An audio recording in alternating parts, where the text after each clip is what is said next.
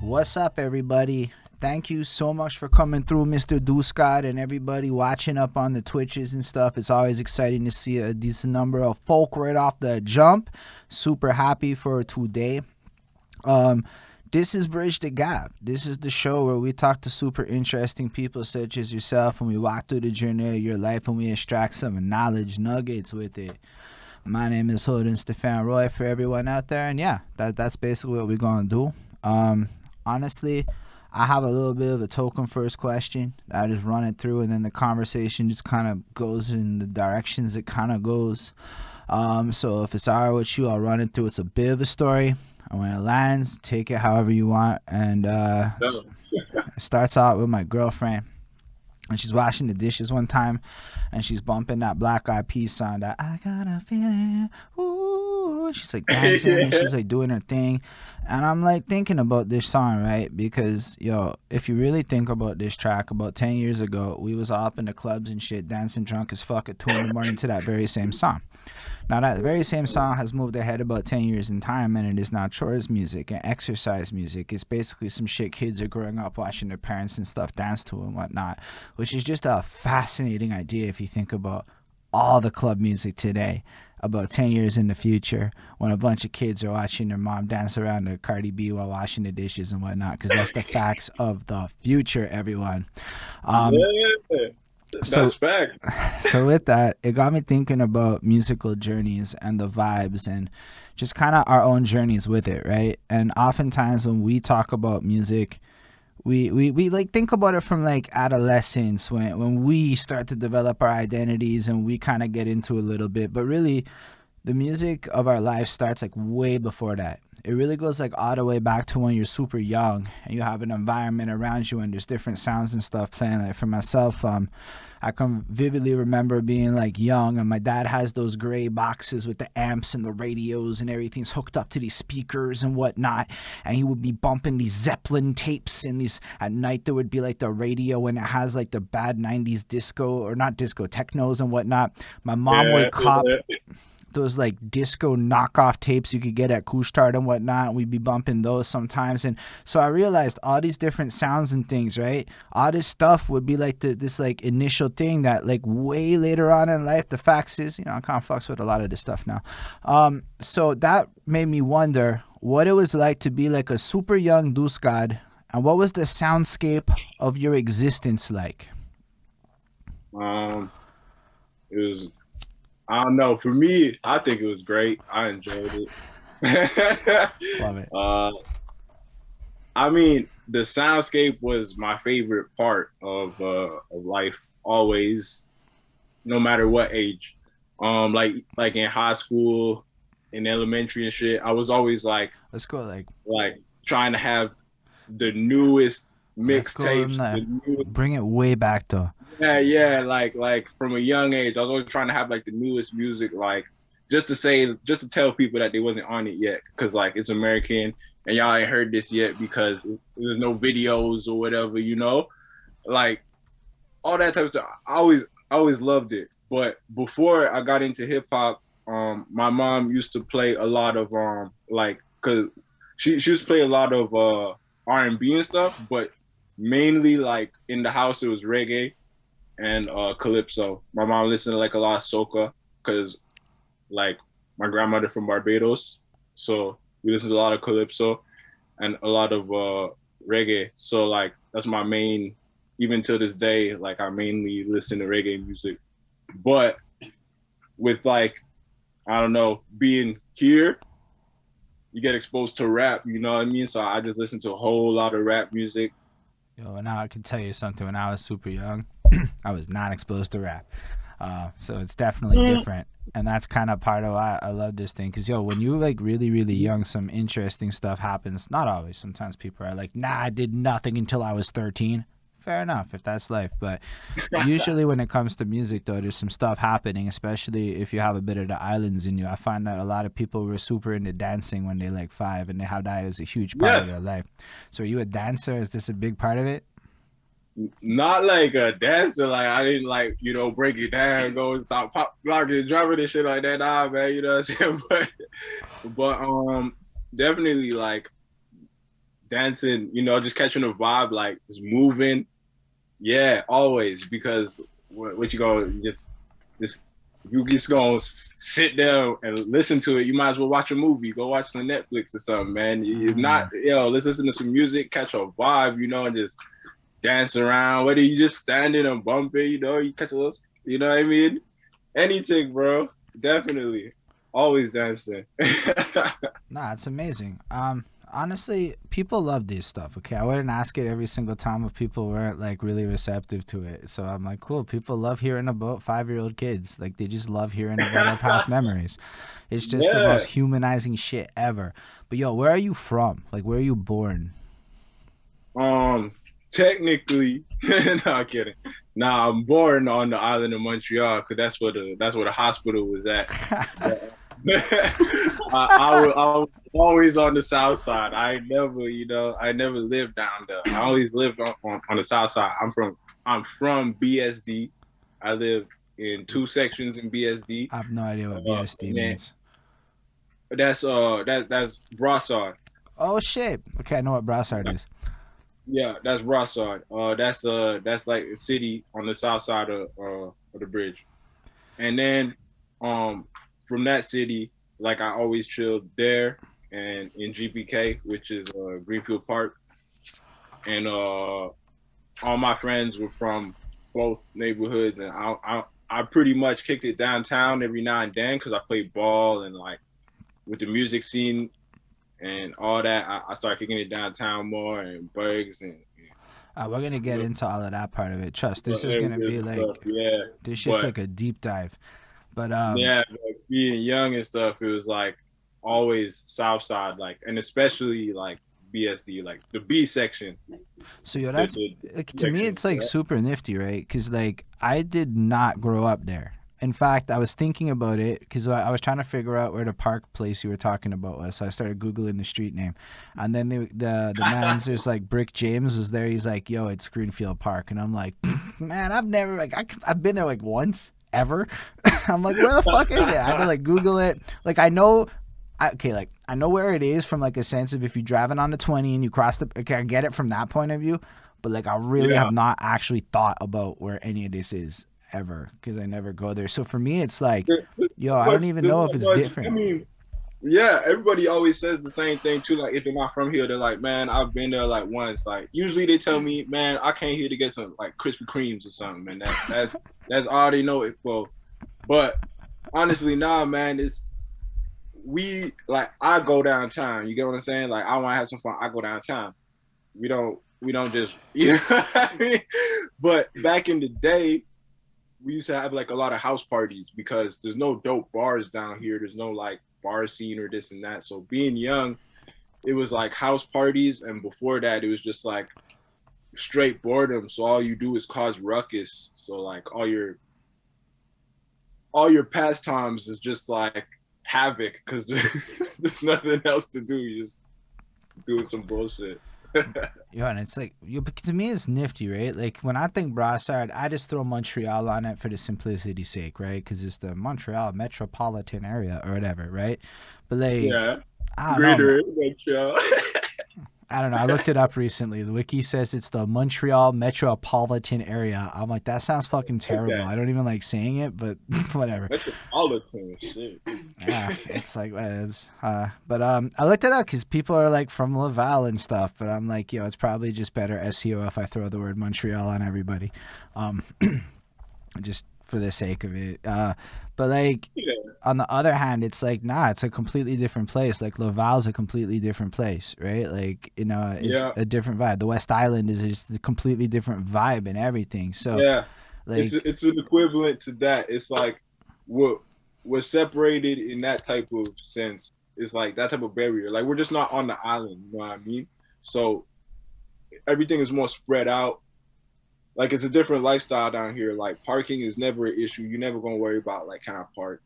You're never gonna worry about like I told somebody the other day. I was like, man, if there's 15 people, if I go to PKL and I see 15 people, I'm like, damn, that's a lot of people at the park. And then like 15 people, you know what I mean? Like that's nothing. In Montreal, 50 people is nothing in the park, you know what I'm saying? So it's a different like everything's spread out. It's all, I don't know. It's different down here. No, that's interesting, and I mean that sincerely, because like the idea of just yeah perspective. It's like 15 people in a park. I'm like, yo, Girard Park can have like 15 people on the front part just in one That's area what I'm eating saying. like, and I'm like, yo, shit, eh? But yo, NDG's got 150,000 people or some shit like that. Like we're as big as like cities that are like actual cities. In Yeah. so Yeah. cool. But even the idea of boredom, like I don't think about that shit a lot. There's extracurriculars for days, and I like to talk about this to add perspective to people to understand like what is the journey of DeusGod. What's it like to be like super young? Okay, you're in the middle of a place Yeah. that doesn't have a lot happening, and it's not like Nah, it's it's gonna get not the a love lot. that Montreal gets. Nah, so you gotta like no matter what it is you do, you gotta like make it happen. Like, um, I don't know. When I was really young, obviously I started off playing ball because it's like that's just how it works. Like, you West Indian youth and there's not like a big community. So like the only way to like link up with people was like through certain organizations and just link up. So obviously the organization lead to me playing ball and I was good and shit, but eventually like I just got an attitude and it's too much for like basketball. So I started just doing anything that I could do solo and anything that was like expressive. So like I was like skating a lot. And even with like the skateboarding, it was like we ended up like making a whole brand out of it and like Yo, hold up, getting a little following down here. Like people will still like tell me, hold up, hold "Hey up, hold man, up, hold up. remember them?" We're gonna get to that skate thing. That's fucking nifty. Let's just go back Yeah, one more thing before your youth, before we move on a little bit, because that sounds like we're getting into the next part either way. Did you draw a lot when you were young? And I ask that because we go through the elements a yeah, lot. yeah, shitload. That's part of the boredom, and I would draw all the time and uh, on anything possible. Like if I could draw on anything, I would do it. Yeah, that's like I don't want to like I try to avoid incriminations and whatnot, but like I mean, Hey, I'm grown now, man. I but can't do nothing now. I nah, but pay like it's my because dues. graph is part of the culture, right? And then the It's DJing completely works part of as it. part It of the is culture. it is the culture, like. From what I understood, because for me, I've been doing this a lot. I've been talking to cats in New York who grew up in like '76, like fucking Bronx and shit, and they're like, "Nah, man, it all starts with graph and b-boy," and I'm like, "Wait, what?" I had no idea. So I'm like, yo, and then it leads into the more DJ and hip hop, like rapper. MCs is like the last guys on the elements to really join like the chain of elements, right? Yeah, I guess so in the long run. Well, I mean, anyway, but yeah, so it's just like that's why I kind of go through it like that. So people draw, that's part of it. Sometimes they do, sometimes they don't. I was not a drawer. I learned a lot about graph on this interview. I was like, wait, y'all had to like steal the shits, and then I learned about the styles of that. And it's fun. I love Yeah. learning this shit. I like were you into production at all? As when you were like young, were you doing any of that like tape dubbing stuff? When I was young, nah. I mean, I only started really playing around with the idea of production or even recording at all when I was in my like teens. Like Okay, all right. So let's I go. didn't, yeah. So I was just super hyped on music. It was just all about knowing the newest music, knowing the newest tracks, knowing the most underground tracks when that did you when did you you can't find when did you start getting into that? Like, was that like a forever. It was just like I literally can't name it because that's just how like it always was. Like my mom would like quiz me on like samples and shit. Like she would be like, no shit? yeah, she'd be who is this? Like who is this? So like I'd be, oh, it's so and so. So you hear them sampled, or like even back in the day when I would hear like Wu-Tang, and you hear like if I was a little stereo, or I was like, oh, what? I was like, what? You pulling that? He's pulling the Ninja Man flow, dog. And I was like, I was like, oh snap, dog. So it's like even listening to the reggae with link to the hip hop because you see where they're getting their flows from, even the lyrics from, and everything. So it's like, she she asked these questions, but in the long run, they kind of just, How young were carry you when out. you were getting quizzed like that? well, like it wasn't like quiz. Like it No, wasn't but like sit down at the table. You ain't gonna, you know what? I mean, You ain't gonna leave until you. Nah, but like car rides and stuff like that. okay. It was when I was young because I was still playing basketball. So it was from a mad young age. I was still in elementary school. Matt, Music was always there. that is one of the coolest anecdotes that's been shared. I'm not gonna lie. That's fucking cool that you got that because it's like music history laced into your early childhood. That like because one of the things is I was listening to your music in particular, and first thing I Respect. heard is like the try with the Vince Price shit. It sounded like you're doing 1992 fucking DJ Respect to the Paul big shit, guy. and I'm like, yo, what? This dude's a that sounds like 92 Dirty Memphis, street tape fucking repetitious. I'm like, yo, that is like a level of digging in crates and shit that is fucking crazy if we are to talk to underground. And then the next thing I know, you're JPEG Mafia. And I'm like, the fuck is happening here? This is like the craziest, funnest experience to listen to your music. So, Respect, man. um, It's from. I mean, the music that I make definitely reflects on everything that inspires who I am in general. Not just like the sound. It's not like I just. It's not like I wanted to do this in the long run, right? So it's not like I was trying to just get a dope sound to pop. It was like just this is what I think is dope because like I was more into like DJing. It's in the order of how it all happened and yeah. stuff. It's definitely yeah. It's a lot of my music is like homage to like the stuff that influences me. You know, so a lot of 3-6 and Memphis influence in there. A lot of like trap mixtape. You know, like the Gucci era, like Yeah. Flocka era, like It's blessed Brick though. Squad and all that. Yeah. So, so A lot of influences in there. So we got a question just from the comments here that I thought was pretty dope just while we're on this subject. Who is the least known rapper that you know of that you can think of that like people don't know? The least known rapper. As in like the deepest undergroundest guy that you're up to right now that you know of that people don't know. I don't know, cause like okay, I don't want to be like one of those guys who's like, oh, like I know a lot, but like it's not like that. But like it would have to be broken down to like genre and area and time, cause like I can't just come up Love with it. like I'm not just gonna name a random person and just like womp. Yeah, cause that's the thing. Like I could say like for me, one of the first people that was one of the first names I wanted to say too. For me, it would be like I would say like Leroy from Rags to Riches because like that's underground from where I'm from. That's where I live. So the music there is that to me is the underground. Underground, you ain't gonna find this, and it's dope, and it's from 10 years ago, and folk, you know what I mean. This is still like a couple hundred views. You know what I mean? Like, Yeah, you know what though? I accept. That's a perfect answer. yeah, but I mean, I don't know. Nah, dude, Depending on who sometimes asked it, I mean, shoot, because it's like I liked a lot of Florida guys and stuff too. Maybe like Ruben Slick.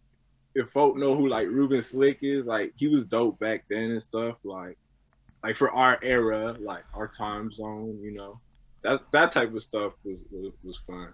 nah, that's fresh, dude. Honestly, every time a question like that comes up, everybody reacts the same way, and I fully empathize it. But if Mans is gonna ask the question, you know, it's nice to like run through Oh, with that. definitely. Just drop my.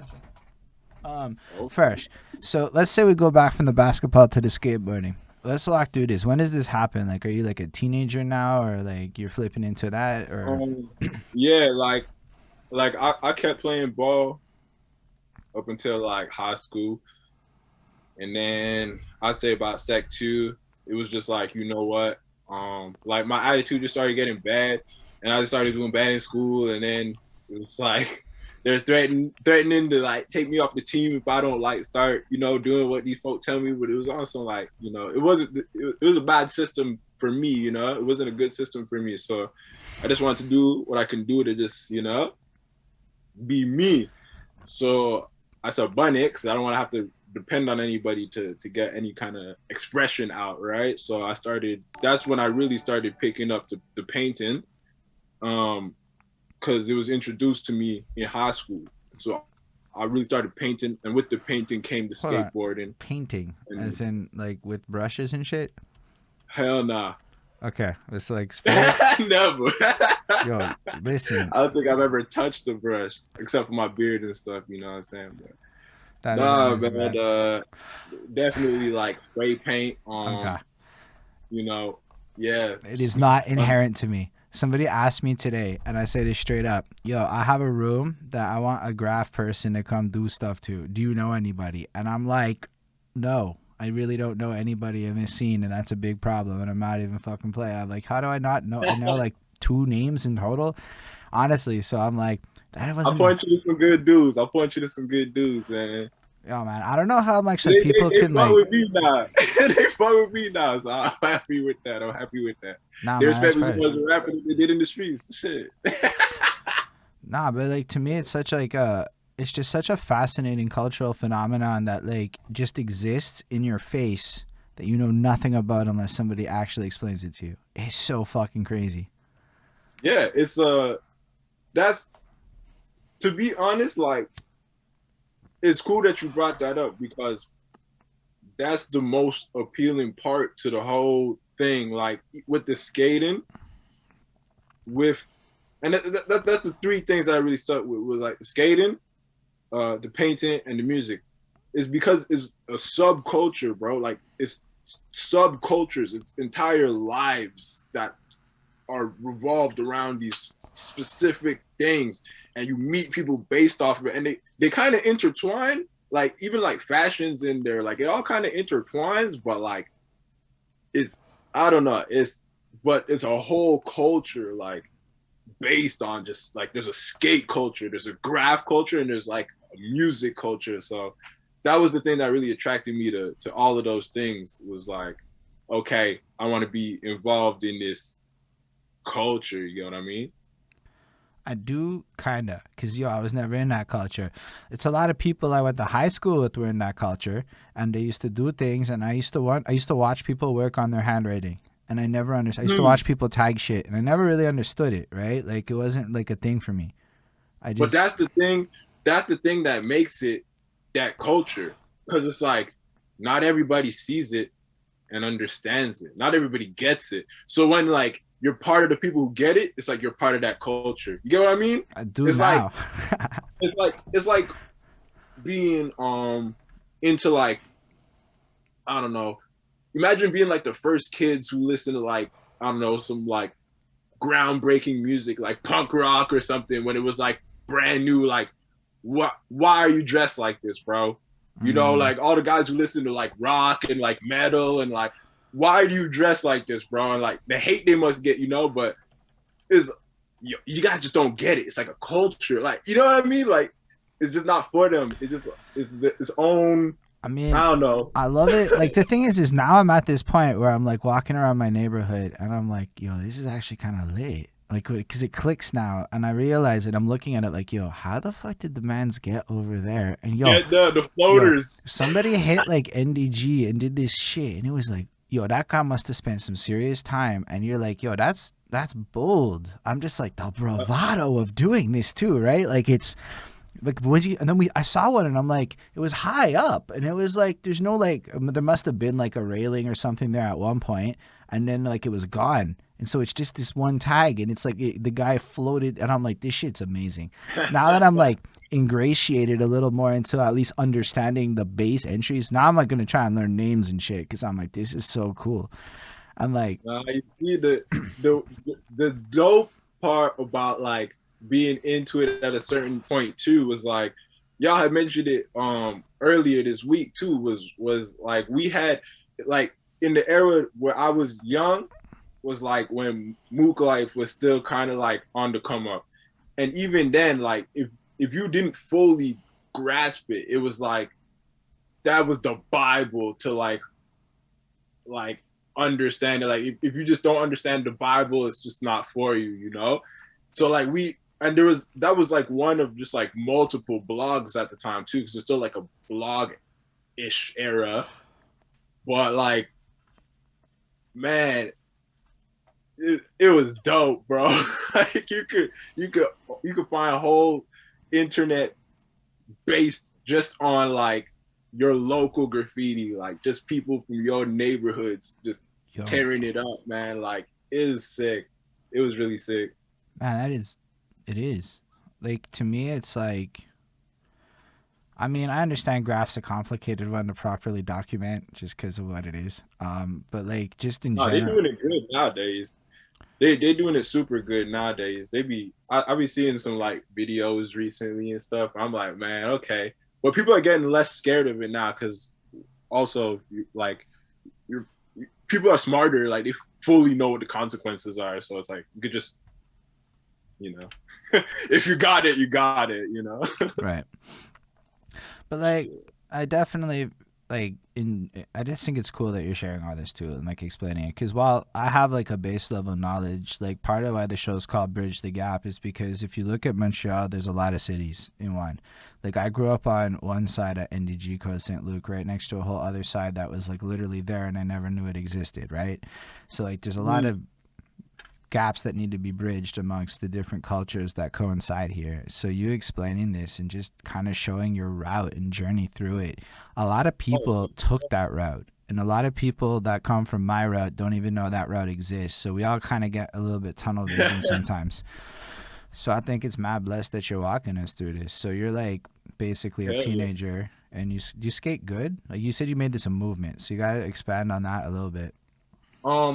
Well, yeah, because like I said, I was always attracted to like the subculture of things, right? So, you know, it was for me, it was more about everything around the skating than the skating. So like, I wasn't the dopest. You get what I'm saying? Like for me, I wasn't the dopest. Like I wasn't tech or anything. Like I have like my little kick flips. Like I think I like front side flip, like maybe like a Bob Stair ones, like nothing dope, dude. Like boneless, I boneless everything. I boneless pack. I used to skate, but like mainly we did like a lot of videos and we put them on YouTube, and then yo, no shit, that's fucking fresh experience right off the jump. Yeah, because it was a lot of video editing, and it was about like we were putting like the newest music too. Like I was putting like Caspa and Rusko, like dubstep, like dubstep before like Skrillex and like wait noises. It was like wobbles dubstep. Like you had to go on like getdarker.com to find this shit. Like underground. Hold up, what the fuck is darker.com? Getdarker.com is an old website where you had to get dubstep from the UK because you couldn't find it just on like YouTube at the time. You had to go like and it was live streams. Like there was like also like live DJ streams back then too. Yo, yeah. Oh, that's nifty. It was good times for music back then, yeah. I'd say it's pretty fucking fresh these days. These days is wild. These days is wild too, but I mean, shoot. Like now, the whole streaming thing and stuff, like that's what I say. Like it was high school and stuff, and that's what they were doing on getdarker.com. It was like the same way we watch Boiler Room, that's what they were doing. But it was dubstep, and dubstep wasn't even like a dope genre yet. But anyways, this is just like to show like the music that we were putting into stuff sometimes. Like it was always like brand new, like ahead of its like. So for the record, this shit is super interesting and everybody loves it. So you're just doing great. Respect. Nah, man, it's just I don't know. So we just had all types of brand new music and skateboarding and inside jokes, like you know. So people would see us just kicking it, and they like kids, like just little skater kids. They'd be like 12 and walk up on us and like you know, like she said she was 16 or like you know. like just say some inside jokes and be like, what? Like, how do you even know? Like, you wasn't even at this party, bro. Like, Like, yo, crazy stuff. Like, so there was even like just a culture around just like the skate videos. And then once you get into the graph scene, I mean, we just tore it up. We just went crazy from there. So what was your group collective thing? What was it? A group? I don't actually know what the word to use to describe what it was is and what it's called. You talk which one? You talk about Canada? Well, you said not. Well, I think Clarinet's what you're doing now. But you said you got into the skate thing and we turned it into a whole movement thing. So I was like, Oh yeah, that one. That was True Gear, okay. and that And was I got the name from my little bro because his name True. mm, so basically, you're a teenager and already you're on your content game, and you're basically video editing, finding like fresh music no one's heard, which is actually like that was trendy as shit. Those skateboard videos with like that was trendy as shit actually. So that's like pretty ahead of the curve on that. But y'all are like really just doing it, like really like putting that work in back then. I find Yeah, that but like like, super nifty. but it wasn't for like any cloud. Like we didn't do it for no cloud. Like it was just out of straight joy. You know what I mean? Like just straight I enjoyment. but I bring it up more for two reasons. One, for any of the parents out there, let your kids do. You know, like when they do this, they turn into wonderful DeusGod types.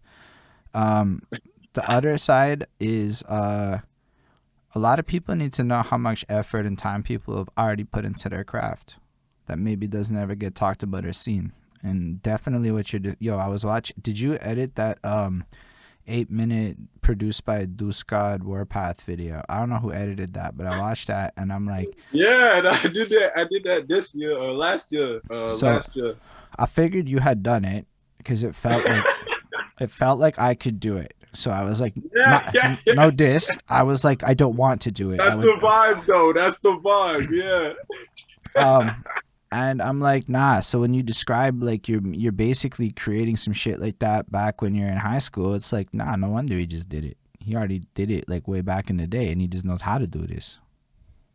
I guess so. I mean, in a way, because I didn't know. Like, it's at the time, it was only skating. Like, that's all I cared about. I just cared about getting money for beer and skateboarding. And then it was the same thing with graph at the same time. Then you know, it's like let's like just paint and get some beer. And that's all I cared about. But getting into the music, it was like, oh, like, I started to see the more of the surrounding, like, oh, Mm. like I care about this, but there's more to it than just this. Like it's kind of a powerful thing, you know. With So the others, I didn't see how powerful, you know. So it's true. Like it kind of, yeah, it kind of was getting me ready in a sense. yeah, even if it's not deliberate, sometimes you just do things when you're young, and those things just tie into your later on life. And I often think we forget about that, especially for somebody that might be wondering, do I have the skill set or confidence to achieve some great shit in life? Maybe you already practiced a bunch when you were 14 and you forgot, type thing. You know, I just try to look for that kind of stuff. That's Uh, so true. so basically, you're running through the high school life with the graph and the skateboarding. Do you get into the music at that point, or does the music come later?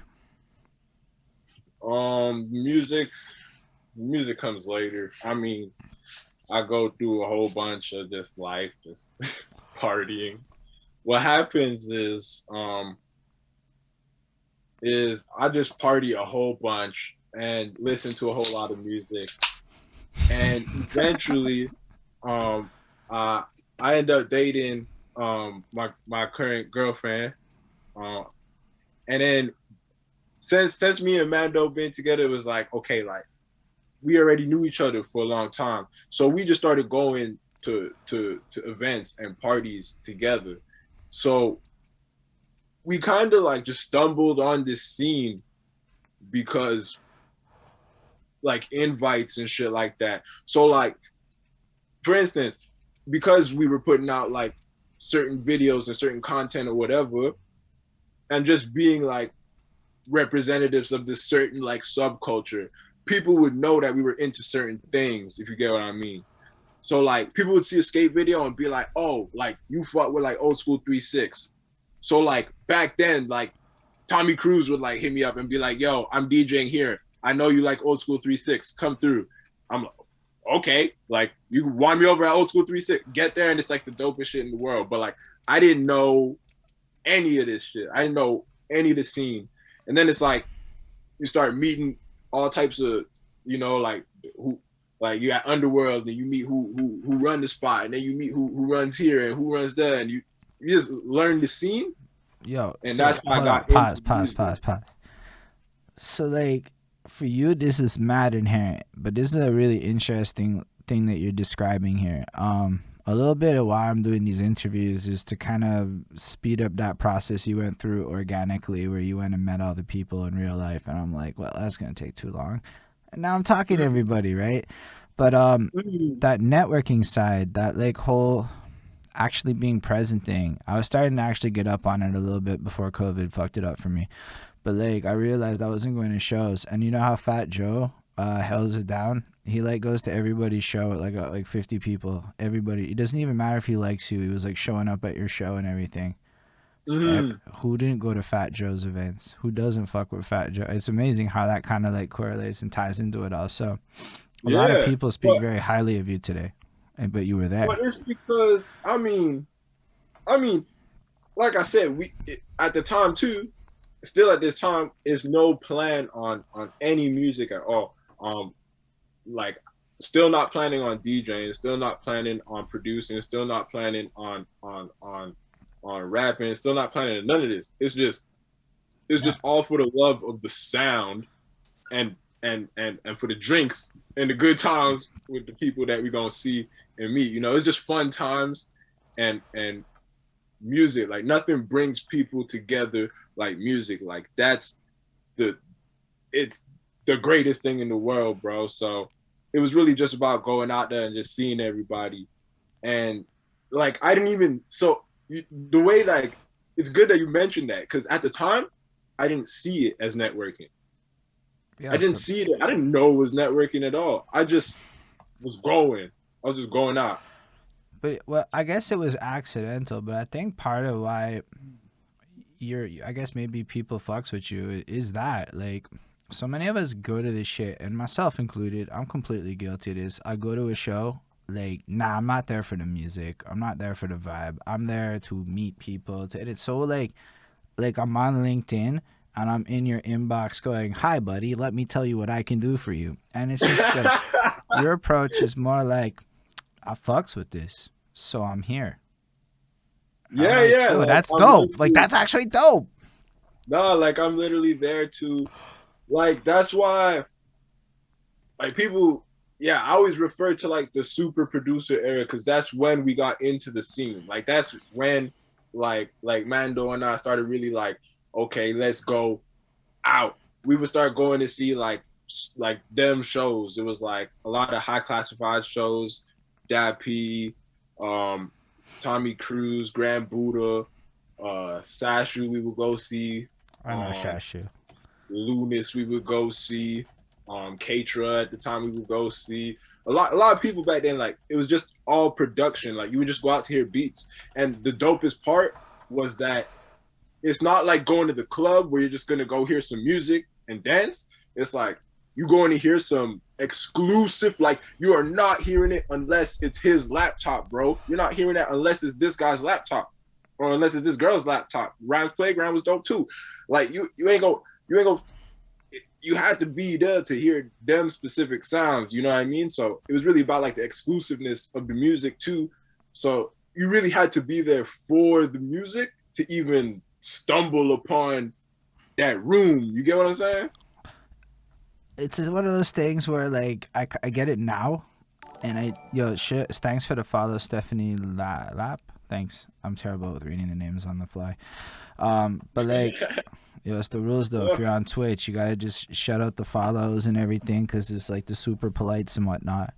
But yo, like, I was just like, at that time, I was in my little call center, and I was actually performing and shit around then. It was just like, I didn't go to anything I wasn't invited to at that time. Like, unless somebody was like, you're booked, I'm like, nah, I don't like going out. I was a big yo, shout out Tizzy and City Lights for the follows. Oh, y'all are wonderful peoples. Y'all are blessed in the heart and Yeah, shit. CD. Tizzy, dog. Can't wait, dog. Oh, that's so That's all cool. about that, baby. Yo, it's all love. I really appreciate that. But like, I can just really, cause yo, like when Vince was describing this on Monday, I'm like, the fuck, this was all happening. What was I doing? Like, what was I doing with my life?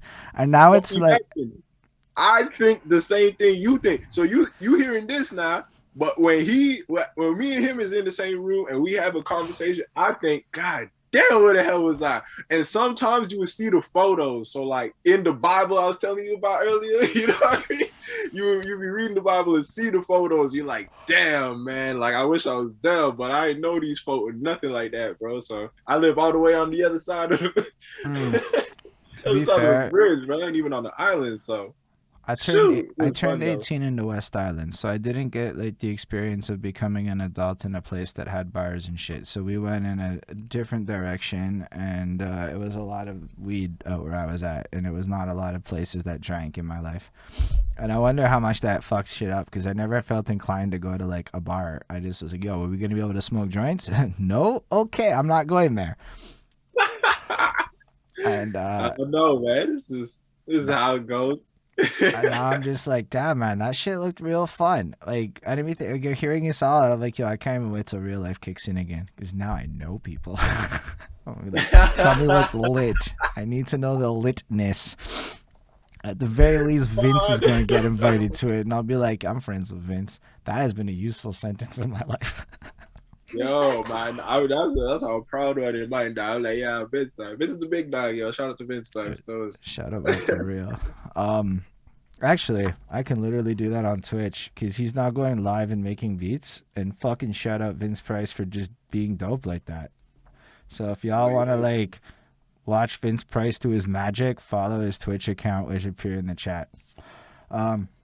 All right, back to you. So you fucking are basically skateboarding, but you're also, as I understand it, like leading shit and visionarying just on some culture shit. Then you move on with the lady, and the lady gets you a little more focused on the music, and now you're with the music life. You're ingratiating into this wonderful culture that's popping off around you, and you're just there for the fucking love of it, this underground hidden scene that like in hindsight, I do remember Mook Life stickers. I just didn't know what the fuck it was, and I always wondered. Yeah, it's one of those.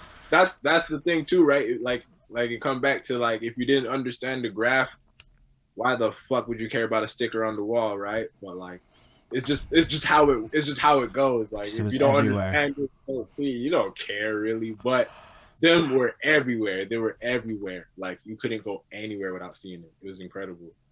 But nah.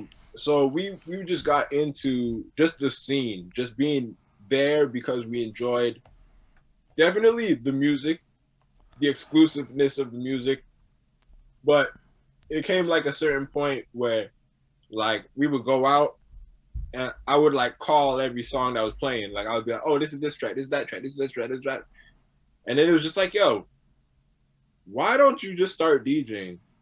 So I just started kicking it more with like friends down here on the south side who were into music, so I could just get like kind of a understanding of how the music scene works a bit more. You get what I mean? Like behind, not like the scene, but how like actually creating the music works at all. Because I had zero understanding. Like my mom's, this is why I was so obsessed with music and all that stuff, right? My mom's worked at the radio station. Okay. So I understood like her little radio stuff, but I never understood like how to do the music. You know what I'm saying?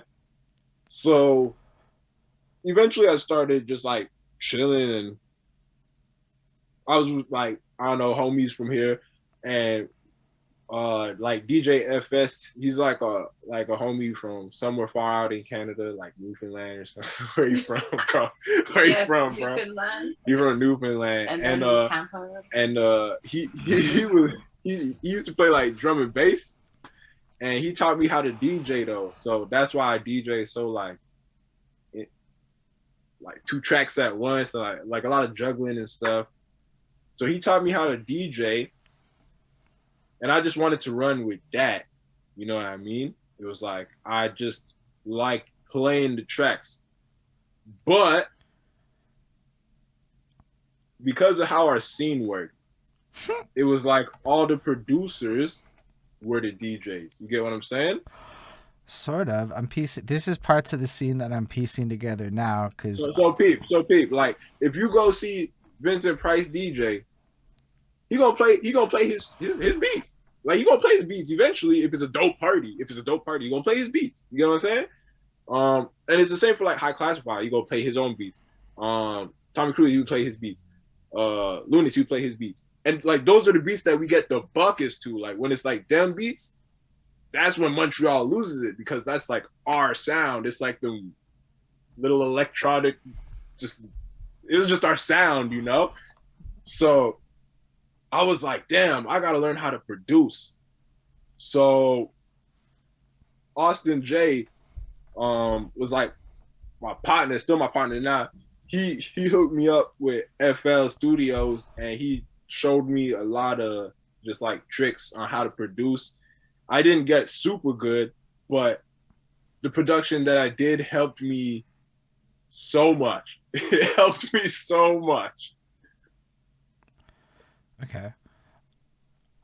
So basically, at that time, then you got into DJing, and then that led to producing. But let's go back to the DJing for a little bit.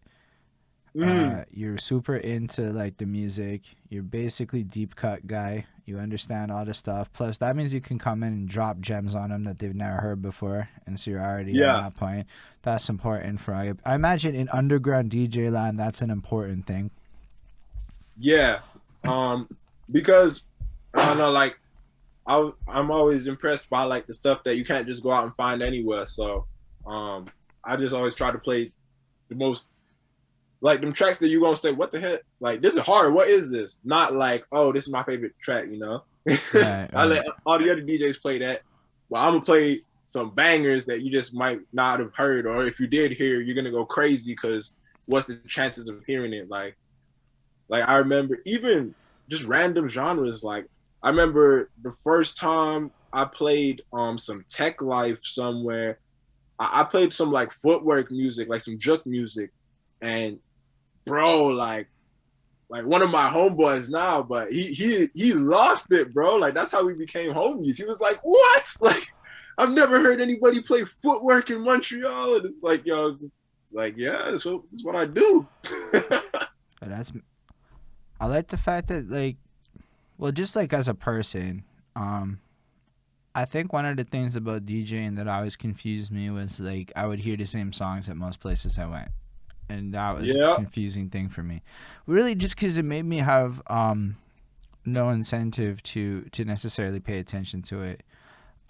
Beyond like who's playing. Like I mean, maybe that's just me being ignorant, but trust, if I'm telling you about my ignorance, there's a whole lot of people that are just as ignorant that you should care about if you want to sell to the ignorant, right? That's just the facts of the situation.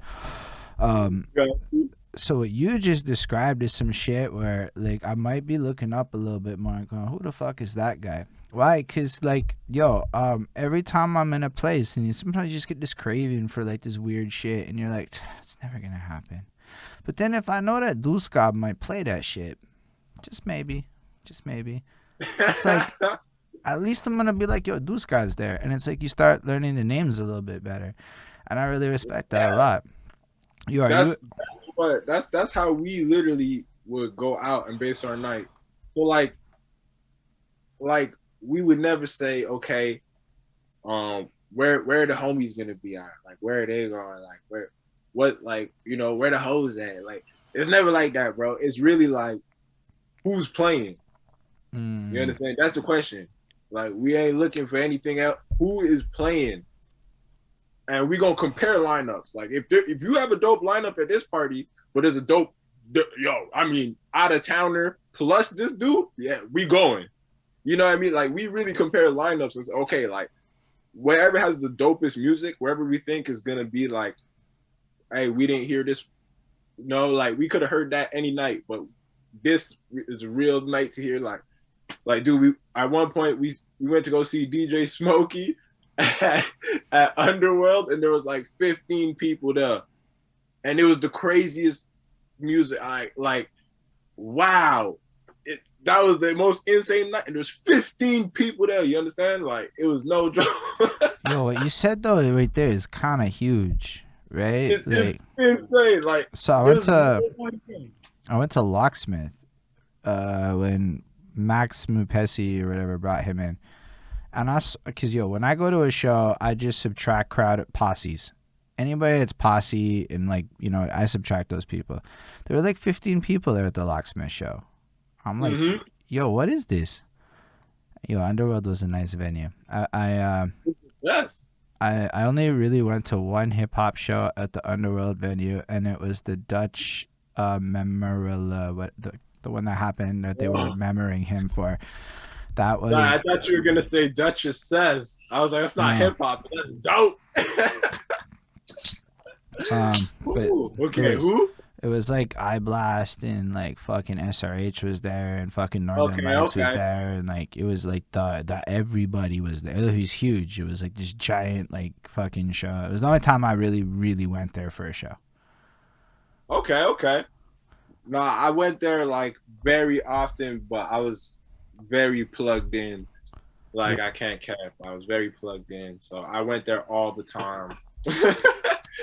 But it was just by chance. Like, it's just, the passion just led you to places, and I don't know. There was a skate shop too there, right? Like, it was more than just the venue, no? Yeah, it's because I worked at like a skate shop on the south side, like this one actually.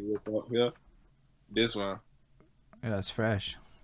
Yeah, I worked at that skate shop, and then, yeah, that's how the whole thing went. All right, so basically you're involved in the scene. You start DJing for a minute, and then I don't know exactly what it is to be a DJ, how long that lasts for, or if you're still a DJ. But so you're playing. Man, that's the best part about the COVID break is that I got back into the DJing. So like, and now I get like, because of the rap stuff, I get even more exclusives from like dope rappers from here, like people who might have not sent me their stuff because they were like, Now it's like, yo, they just send it to me, no question. Like, I don't even holler at them. It's just in my emails. Like, it's dope, bro. So yeah, I get wicked music now. Honestly, that I didn't even realize like that DeusGod is a guy that takes music. Like, that is, if people want to talk about the quote unquote Montreal problem, it's lack of information. It's that people just don't know what exists. Because like, there's just so much shit that exists here, and so much of it's wonderful, but like nobody knows. So DJ Smokey gets 15 people in a room, or Locksmith gets 15 people in a room, probably because nobody knew the shit was happening. Yeah, well, we also, I mean, to an extent, is a lot of people here like, well, on the English side, because I only know the English that's a great caveat for the rest of this conversation. Anglo side, because I don't know shit all either. I don't know about the French. Like, I know the French side is popping, and it's been popping. It must have always been popping. It has to be. Grab money. They always like they're doing good, but for our side, like, a lot of motherfuckers don't care, bro. Like, they're just gonna listen to like, bro, like, and it makes sense. I understand it because. For instance, like last year is when I finally discovered, like, yo, I really like reggae music that comes out of London. But I used to think I hated it, but like I love it now, And it's not that I hated it before. It was just this kind of thought that I was like, if I'm gonna listen to it, just listen to it from Jamaica. You understand? Why am I gonna listen to it from London? So it's the same kind of thought process that people probably have here. It's like, if you're gonna listen to hip hop, let's just do it from the States, dog. Like, it's from the States. Let's just do it from the States. Why are you gonna listen to it from here? But these guys here are documenting what's going on here. They're not talking about, you know what I mean? It's a different story. So when you listen to what the music that's coming out of here, it sounds different. Like, we even have a different slang. I discovered for the first time about a month ago that I have a typical Montreal accent, and I'm like, there's a fucking accent? We have accents here? I'm like, the fuck? So I'm looking on the Reddit, and they're like, Toronto people say it like this, and Montreal people, I'm like, the fuck's a bagel? I'm like, that's not how you say that shit. I'm like, Now okay. everybody has a slang. Everybody's got a, like if you go to Toronto, yo, listen, where do you go and buy your beer at? Or Yeah, your the or your depth, man. smokes? The depth. Right, exactly. You Yeah, but you don't understand? like think about it like that. You don't think, or like a set. You know, it didn't even click that. Yeah. I didn't even You click understand? that. That's because it's the French word for seven. Yes. But no, Yes. for the longest time, I just thought it was a 3-5 in a set, and like that was the whole fucking world. And then I That's was it. like, That's just all. But no, that's how it goes. That is how we are. We literally have our own thing. So when you listen to what's being said here, there's a different value. It's I don't know. It's really dope. so then But a that lot of goes. people just It's don't that. care.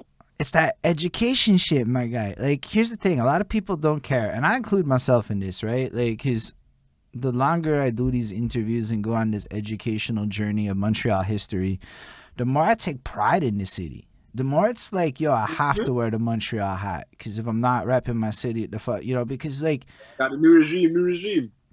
I like, I went on this like mission to like add people from Montreal to a playlist, and I started listening to it, and I realized like 90% of it came out in the last year, and 90% of it I find dope.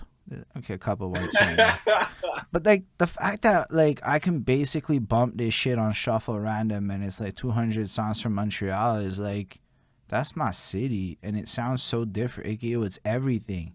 It's like Yeah, this rich blend, and you as getting music must see that like how rich like everybody's like good. Like, yeah. There's a lot of talent, and like everybody from every different section sound real different. Like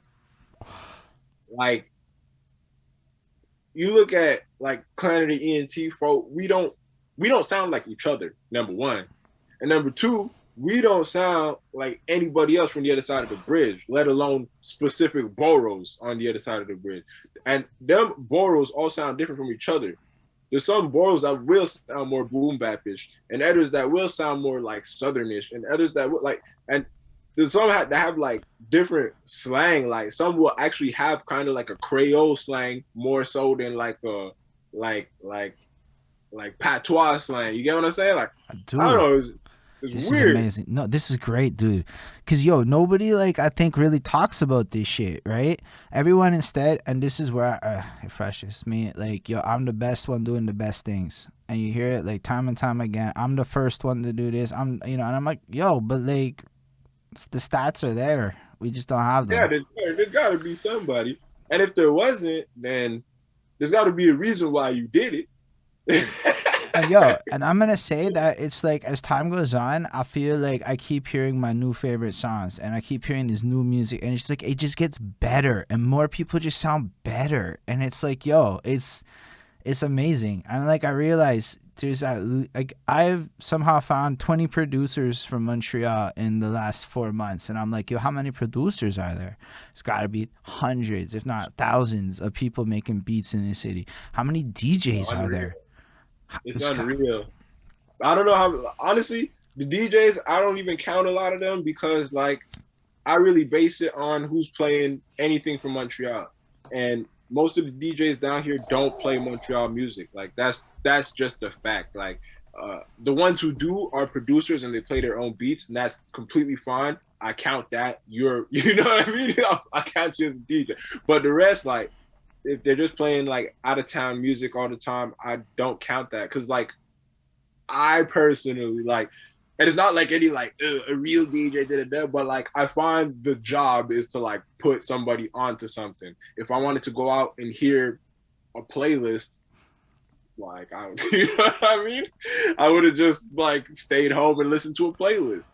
But I'm trying to hear something that people are gonna put me onto that's gonna make me say, oh snap, and that's from here. Oh, it's not from here. Oh, it's from Ottawa, Toronto. Oh, you know what I mean? I'm gonna say okay, damn, like it's gonna make you like my favorite thing was going home at the end. Yo, how many times has this happened? Now we go home at the end of the night and be like, yo, remember this tune, dog. Remember this phrase. Remember this phrase. Yeah. And it would be a sentence that was in the hook. And I'll be like, we have to remember this because That's a big tune. And I never seen people react to the tune like that. And like, Hold up. you know, Stop.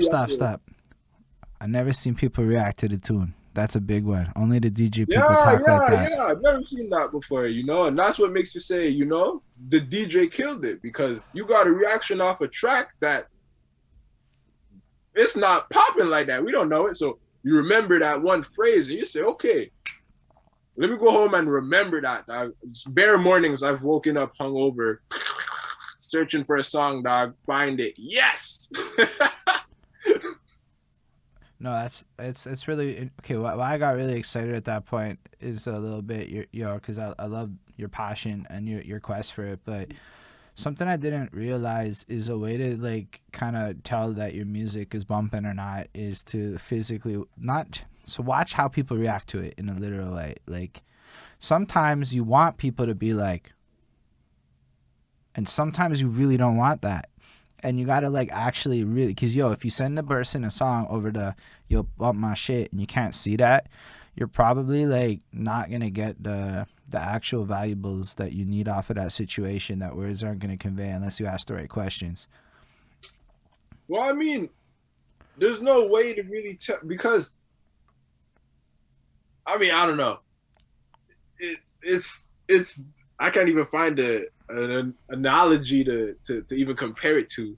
It's like I could show you a track right now, and even if you lost your shit, like even if you lost your mind, and you were like, "Whoa!" and you like went to them bookcases and knocked it over, like, "Bam! This is the greatest track I ever heard." Like, even if you did that, bro, like I could show it to another person, and they might not feel it. Like it's just one individual. It doesn't show. The DJ gets a room, so you get a better stat pool. You get the whole thing. Like okay, so fast forward like into like getting into the rap scene, right? Like when essentially I didn't want to rap, okay? Like I wanted to DJ and produce. That's what I wanted to do when I started getting into it. I linked up with some people on the South Side, and we started our little clique. It was called Southbound at the time. Now with Southbound, it was like whatever happened. And like the week fell out, and then after the week fell out, it was like okay, now we clan it. You get what I'm saying? So from there, it was like boom. I want to DJ for y'all. That's what I wanted to do. It was like I wanted to like DJ and kind of like manage almost. And you get what I'm saying? I do. Because after all these years, there's bare years of like, okay, I know how the scene works. I know how this, I know how that. Like, you know, not bare years. It was like 1 year really, but it was like it felt like years. You know what I mean? I'm like, I know everything, bro. so I'm like, bro, like I had all this like vision. I was like, I want to manage and just DJ and get everybody where they need to be. But then everybody's like, nah, you gotta rap. So I was like, nah, bro, but like, I'll help you. If you guys think like me doing this will help, then whatever. So we ended up making this one track called Money Back. And fun fact, it actually released today. I think it was 5 years ago. But it was today. I just saw that on Facebook earlier. I was like, wow. But so we dropped that song. That was the first song that like I was really on. And it went crazy. Like people really liked it. Like it was on like what's that? Hot New Hip Hop. Like they posted it, but there's no video or nothing. It's just a song, right? But people fuck with it, you know what I'm saying? So I was like, cool. But I don't want to rap. So I just did like the hook on it. But I put everybody like I got everybody on this little track together. Like it was like me juggling everything together. You know what I'm saying? Because I wanted to hear these guys on this style track. So I would just do hooks and get them to fill in the rest. You know what I'm saying? So I did that. And then I did that again because I said I people were like, man, Money Back is bumping, it's bumping, it's bumping. I said, yeah, thank you, but I don't want to do this. Like, it's gonna be these guys. So the main guys I really wanted to pop was Paul Clucker and Tizzy Fields and Austin J with the beats. I wanted them three to go crazy. So we ended up making Death Has a Sound. That was a EP. I think it was like 4 tracks. But I said, we're gonna do this EP, and then after this EP, I'm done. Like, I don't want to make no more music. Like I don't want to rap no more. I was gonna just produce, make my little dancey little Memphis samples, and DJ for them at shows. But I was like, after this is done. But when we dropped Death Has a Sound, like, the reaction was so dope that, like, everybody who heard it was like, nah, you can't stop rapping. Like, you cannot stop rapping. And I think we even got booked to open for Nate Husser for Ghetto Rock for the Youth and stuff off of that EP and stuff. So we were like, okay, fine. We're gonna keep doing this. So then this is why I got back into it. On New Year's, I think it must have been 4 years ago.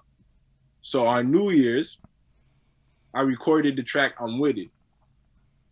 You understand? Like, I just recorded it, and I was like, okay, like, now we really gonna see if I could do this. You understand? So I was like, all right, it sounds dope. Let's just test the water. You understand? Now, this is the difference between showing it to a couple people and seeing it in action, right? I played it at the clubhouse, Clan of the Clubhouse, right? this is like Par's crib. Everybody kick it at Par's crib at the time. Par is like my Clan of the ENT brother. You get what I'm saying? So we go to his crib and I play this song. Everybody loses it. They're like, wow, it's mad, it's mad, it's mad. I say, yo, wicked. We forwarded it like 10 times. Like, we must have played it 10 times in a row, for real. And then we were like, yo, this gonna go crazy, man. So the next day is New Year's like night. Like, it's about to be the biggest party for New Year's. So as we're getting ready to go out, I show this shit to Hus. And Hus goes like, this is so crazy. Like, but like, we just standing there talking music, whatever, and I show him a track, and I'm not moving. I'm not fucking vibing. I made the song. It's just a song I made. So I'm not moving, vibing to it. And he's just like, yo, this is insane. And I was like, yeah, like, respect, bro. And he's like, nah. Like, you're going to perform this tonight. I tell him, like, what? You know, like, nah, I'm going there to see your thing. You get what I'm saying? I'm only coming to support you, guy. Like, nah, tonight we're performing this. See him? That night we ended up performing it. The footage is on YouTube somewhere. When I say like mosh pit, like, the crowd lost it, bro. That's when I realized, okay, it's good. You get what I'm saying? Yeah. Like, now it's a good song. Before, I was just showing you, and it's like in a room, it doesn't matter. Like, but when I seen a whole bunch of people that I don't know and I've never seen them before, this one tune that I made 24 hours ago, and lose it, mosh pit, everything, like, that was like, okay, now we're stuck. And I pretty much just kept making music since. Yeah, that was big. That was like such a huge story. Like, so just to recap that right quick, Nate Huss, because not everybody, we do have people like Golden Jenny from Norway who are watching. So just to like add some context for the non-Montreal people, because we do want non-Montreal people to know what the fuck's happening in our city. Nate Huss, I would argue that Nate Huss had the most incredible moment for Montreal last year, in my opinion. With the Jake Paul fight moment. Like, I don't care what anyone says. Somehow Montreal ends up in a cultural moment of the year. Like, that was huge. Like, nobody, He's about to have him on the remix. bruh, that's ridiculous. I had no idea. Like, Free that's that, huge. free that. Watch out for that thing, dog. Yeah, I seen him. I seen him drop a little sneak thing, dog. I didn't hear it yet, so but I seen the little thing, dog. Hey, so watch out for that. Yo, that's huge, though. So, either way, Nate Huss is like that one guy that nobody argues with when people say he's up there. Like, everybody goes, yeah, okay, you can't look at Nate Huss. Like, he's got multiple songs that are ridiculously great. Like, I just honestly, I look at it like I've watched his marketing, and I'm like, yo, everything he does is blessed.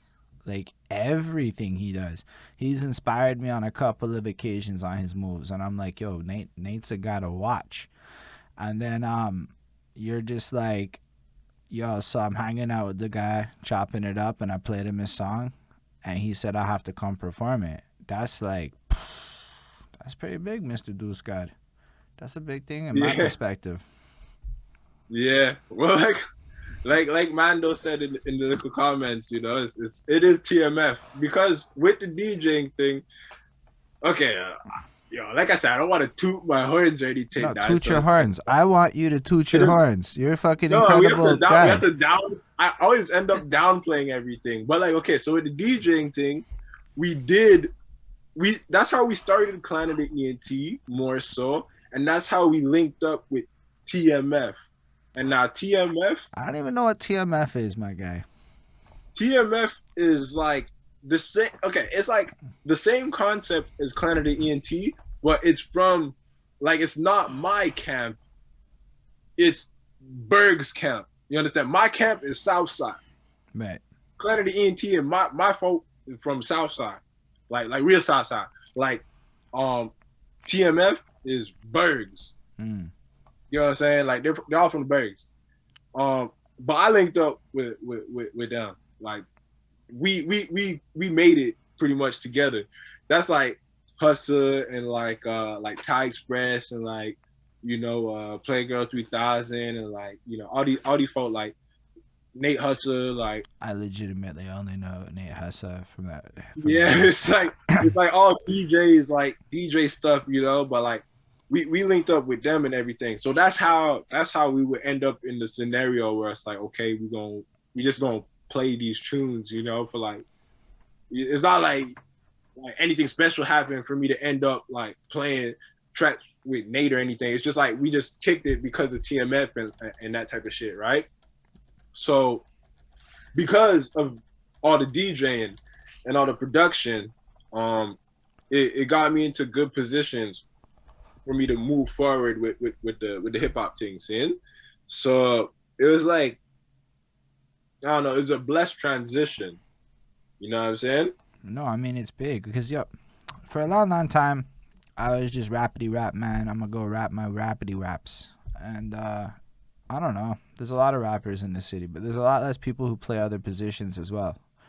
So the fact that you're like DJing is so like, yo, man, DJs are cool. Like, that's what I'm learning. DJs, producers, like, y'all are like just really cool people. Like, really fun to hang out with and shit. They're important, man. I think that's one of the, like, the way that people say like, yo, we're lacking blogs and this and that. I honestly don't think so. I think it's more so like how I was talking about the DJs before, like, we want to hear something that really is exclusive and we're gonna hear it, you know what I mean? Like a responsible DJ. That's what I feel like we're lacking in the city, is more so of a scene where DJs are gonna tell you like, this is a big tune and this is why, you know what I mean? I think I know why people say we're lacking blogs. So let's say, because sometimes I hear the complaints, but the context isn't there. So let's say the Mook life is bound together by a blog scene, or that whole scene is bound together by a blog scene. I think what people are saying when they say that is there lacks a documentation of some resource that we can go to in a way to get this information. But they don't know how to manifest it in that language, so they say we need a blog scene. Because, to me, it's like, I've heard this for like the whole time, and I'm like, bro, like what? Who the fuck has blogs? Like what? Yeah, like it's not like yeah. Like I was doing video reviews for years. Like we're That's what I say. I don't think it's the blogs that are missing. Like I really don't think so. But I and hear it all the time too. but I I don't think think so. I don't think that's what they mean. But if you're saying that this blog scene in this super producer era where everything's Hmm. mad litty is glued Hmm. together with the blog scene, that maybe that's what people really mean is we need a new glue. We need the like I said, it's the DJs. Like it was even the music that the music tied everything together. Like you understand? Um, when I said earlier, like there's a subculture, like there's a skate culture, there's a graph culture, there's a this, there's that, there's all these subcultures, bro. But what really brings all those subcultures together is music. You understand? The fashion kids and the skate kids and the writers, anybody, no matter what you do, you know, So I could if see you how we're rap, facing some fucking problems here, right? Because back in the day, how did you get your new music? This is just a fact situation. You would go to the club, and that was a big reason why people went to clubs. So it's like one of the it's top just all three. about it. Yeah, But then what yeah. happened? That's how you hear it. YouTube. And it wasn't only back in the day. It's still like that.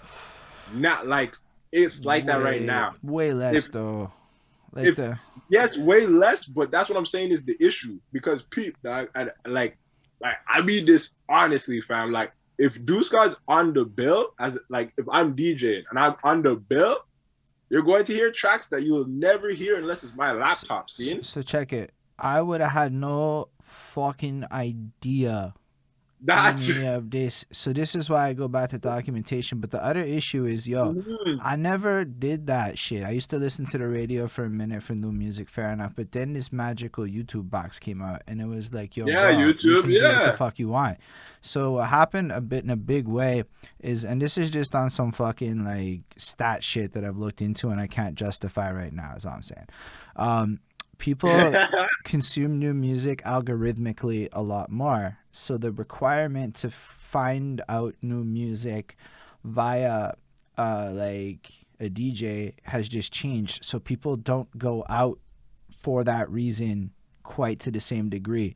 And now I'm learning there's way better reasons to go to the DJ because of Twitch. Believe it or not, I'm watching Preach and Kobe and them on Twitch, and I'm learning about soca for the first time. Exactly. And I'm like, wait, what's Soca Friday? Well, I'm just watching Yeah, you them. should have been. That's normal. That's normal when you know a DJ.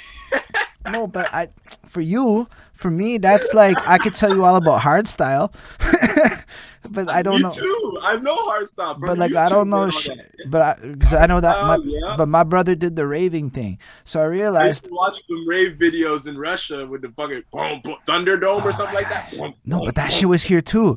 So while y'all were doing some Mook Life shit for a minute, I'm in these I was like nuts. I was nuts. okay. Y'all in the general era of partying was doing your vibes in that world. I'm in these like underground empty fucking buildings and on like irradiated fucking fields because I swear they do raves on these fields and it's irradiated and it's fucking weird when you think about it after. But like, yo, you're just there and there's fires going and yo, I went to all of that shit because my brother was DJing in that scene. I forget about this actually a lot. I went to like a bunch of these parties. And so like that like element of like being in that vibe is kind of cool, but like to be fair, I wasn't like going to hear new music, but I actually really fucks with EDM in a way that I never thought I would after going to these parties. And Well, so let me put it like this too. That scene is extremely Montreal culture as fuck because I went there too.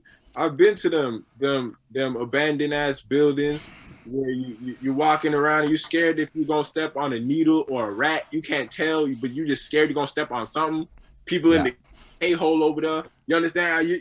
I've been to the little raves too. I've been because they're so lit though. They were my favorites. Again, I've been there.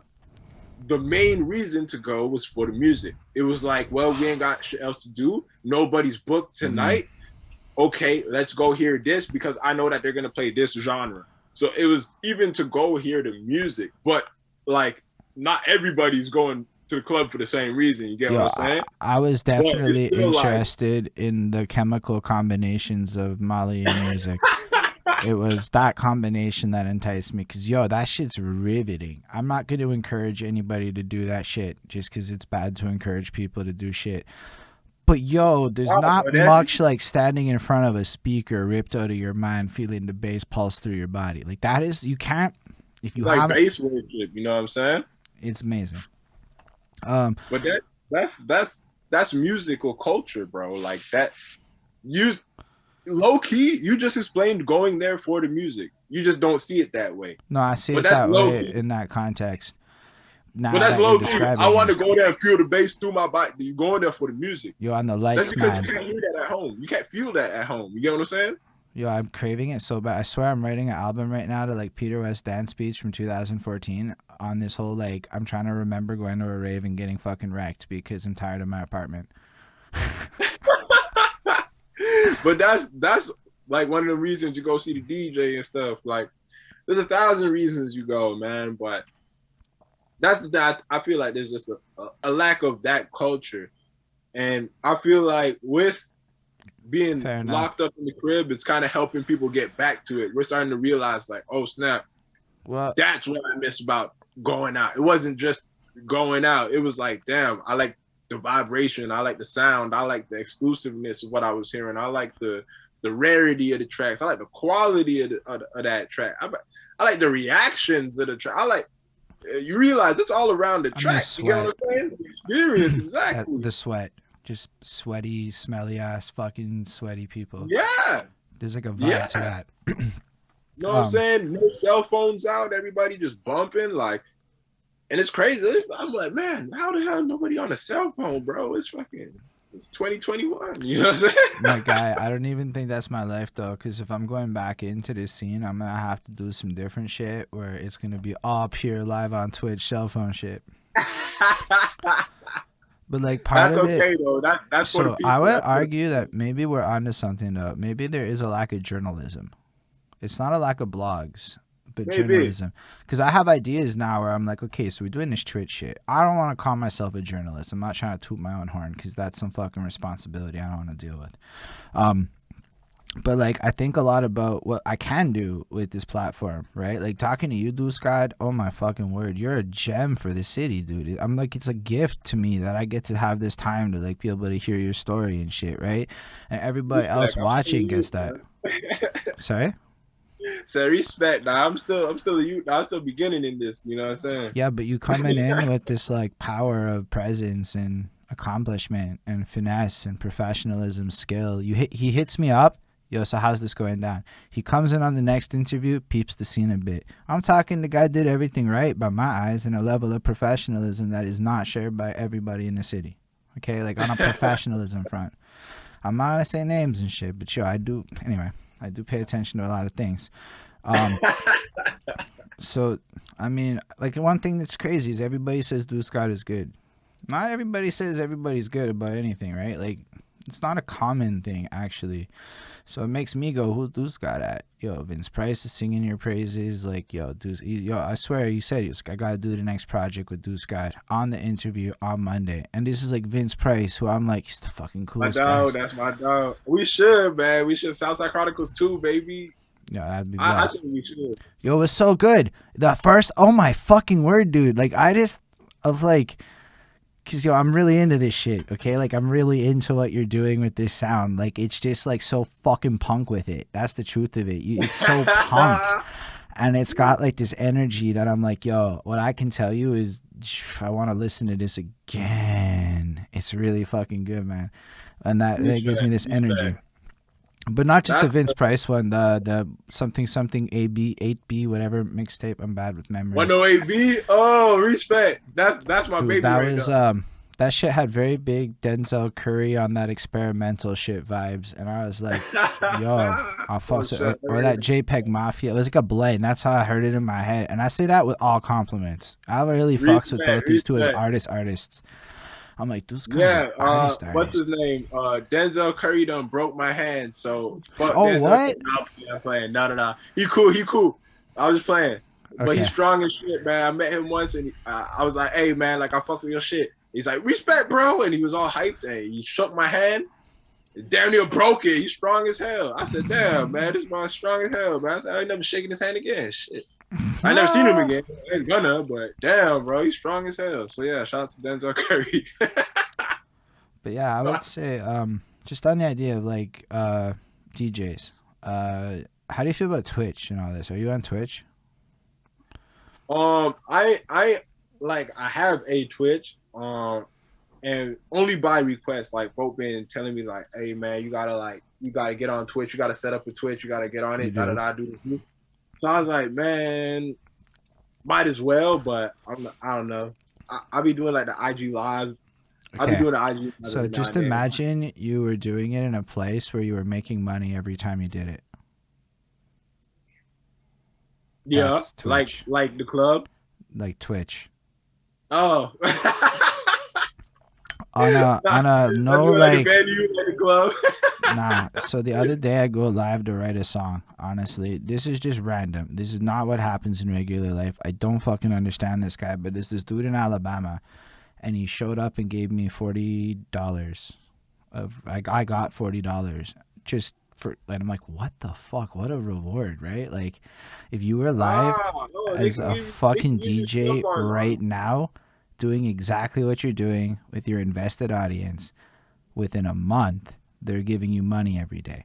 Not everyone, but hey, everybody go follow DeusGod on Twitch, bro. Go follow DeusGod. Nah, I'm playing. But no, but like for real, if you need help setting it up or whatever, we can talk about that. But it's like IG Live is trash. It has a shitty chat. So Twitch has a built-in sticker system, like Mook Life sticker system. It's called emotes. I be seeing those little stickers every now and then. I be seeing. I don't understand Twitch though. But it's not that I don't understand it. It's just that I just like I haven't. Okay, because I'm not DJing, right? Like I'm not like exclusively a DJ. I still rap and stuff, right? So I haven't like really taken the time out to be like, okay, I'm gonna do this. You get what I'm saying? So I haven't really set my whole thing up, but I'm planning on it because really I got a lot of exclusive friends. I'll just talk to you about it after and shortcut you a couple of the tech issues you might wonder about. But for real, let's do literally whatever the fuck you're doing on Instagram Live, on Twitch, with no differences except there's like a better chat. Just Shawty told me this too, though. Not my shot, but Kate told me that too. No, but told me that. The next thing told me that, and John, I should get on it, bro. I should. I'm gonna take y'all word on it for real, because this is not me begging for subs, but theoretically, people with Amazon Prime, so save it for the DeusGod, can just give you $2.50 American by using their free fucking subscription each month on Amazon Prime. Alright, like there's just too many. Like, dude, like I've made. Okay, I'm gonna filter out what's internal. I probably cleaned about $175 so far on Twitch on like 5 months. Not bad. So I'm saying you'll do way better because DJs are crushing in this game. You guys get these things called hype trains, which is like Twitch is like, yo, we all understand gambling. Let's get these addicts up in this shit. So they create a hype train, which is like when motherfuckers put money in, more money comes in, the bar fills up, but you're the guy getting the money. And it's like, so the DJs get a little bank on this and they go onto your stream and they're like, start a hype train for this motherfucker right now. And so they team up because y'all have this thing going. And so this whole game's going on right now, my guy. And maybe I'm gonna check that out, man. I'm telling you, you're just there's bread on the table for you doing the same thing, with just a little different setup and configuration. I mean, shoot, I should probably do it. Honestly, I'm gonna do it just now because I'm about to move into the next crib, so I'm gonna move into the next crib, get my nice setup, dog. I'm gonna have my nice little Selassie poster behind me, dog. The Almighty. Like, dude, there are 25 people on my stream right now, and I promise at max 6 of them I pulled. Okay, that's like. Oh shit! Shout outs to the chat, bro. Hey, people fucks with you. Fuck who in the chat, like drop something in the chat so I know you here, cause I fuck with y'all, bro. Yo, hold up. Stephanie Lap is here. Cool Man Logan's here. Zamanel's here. The homeboy Hey, Ismail's Tizzy. here. Tizzy's here. New Poison's here.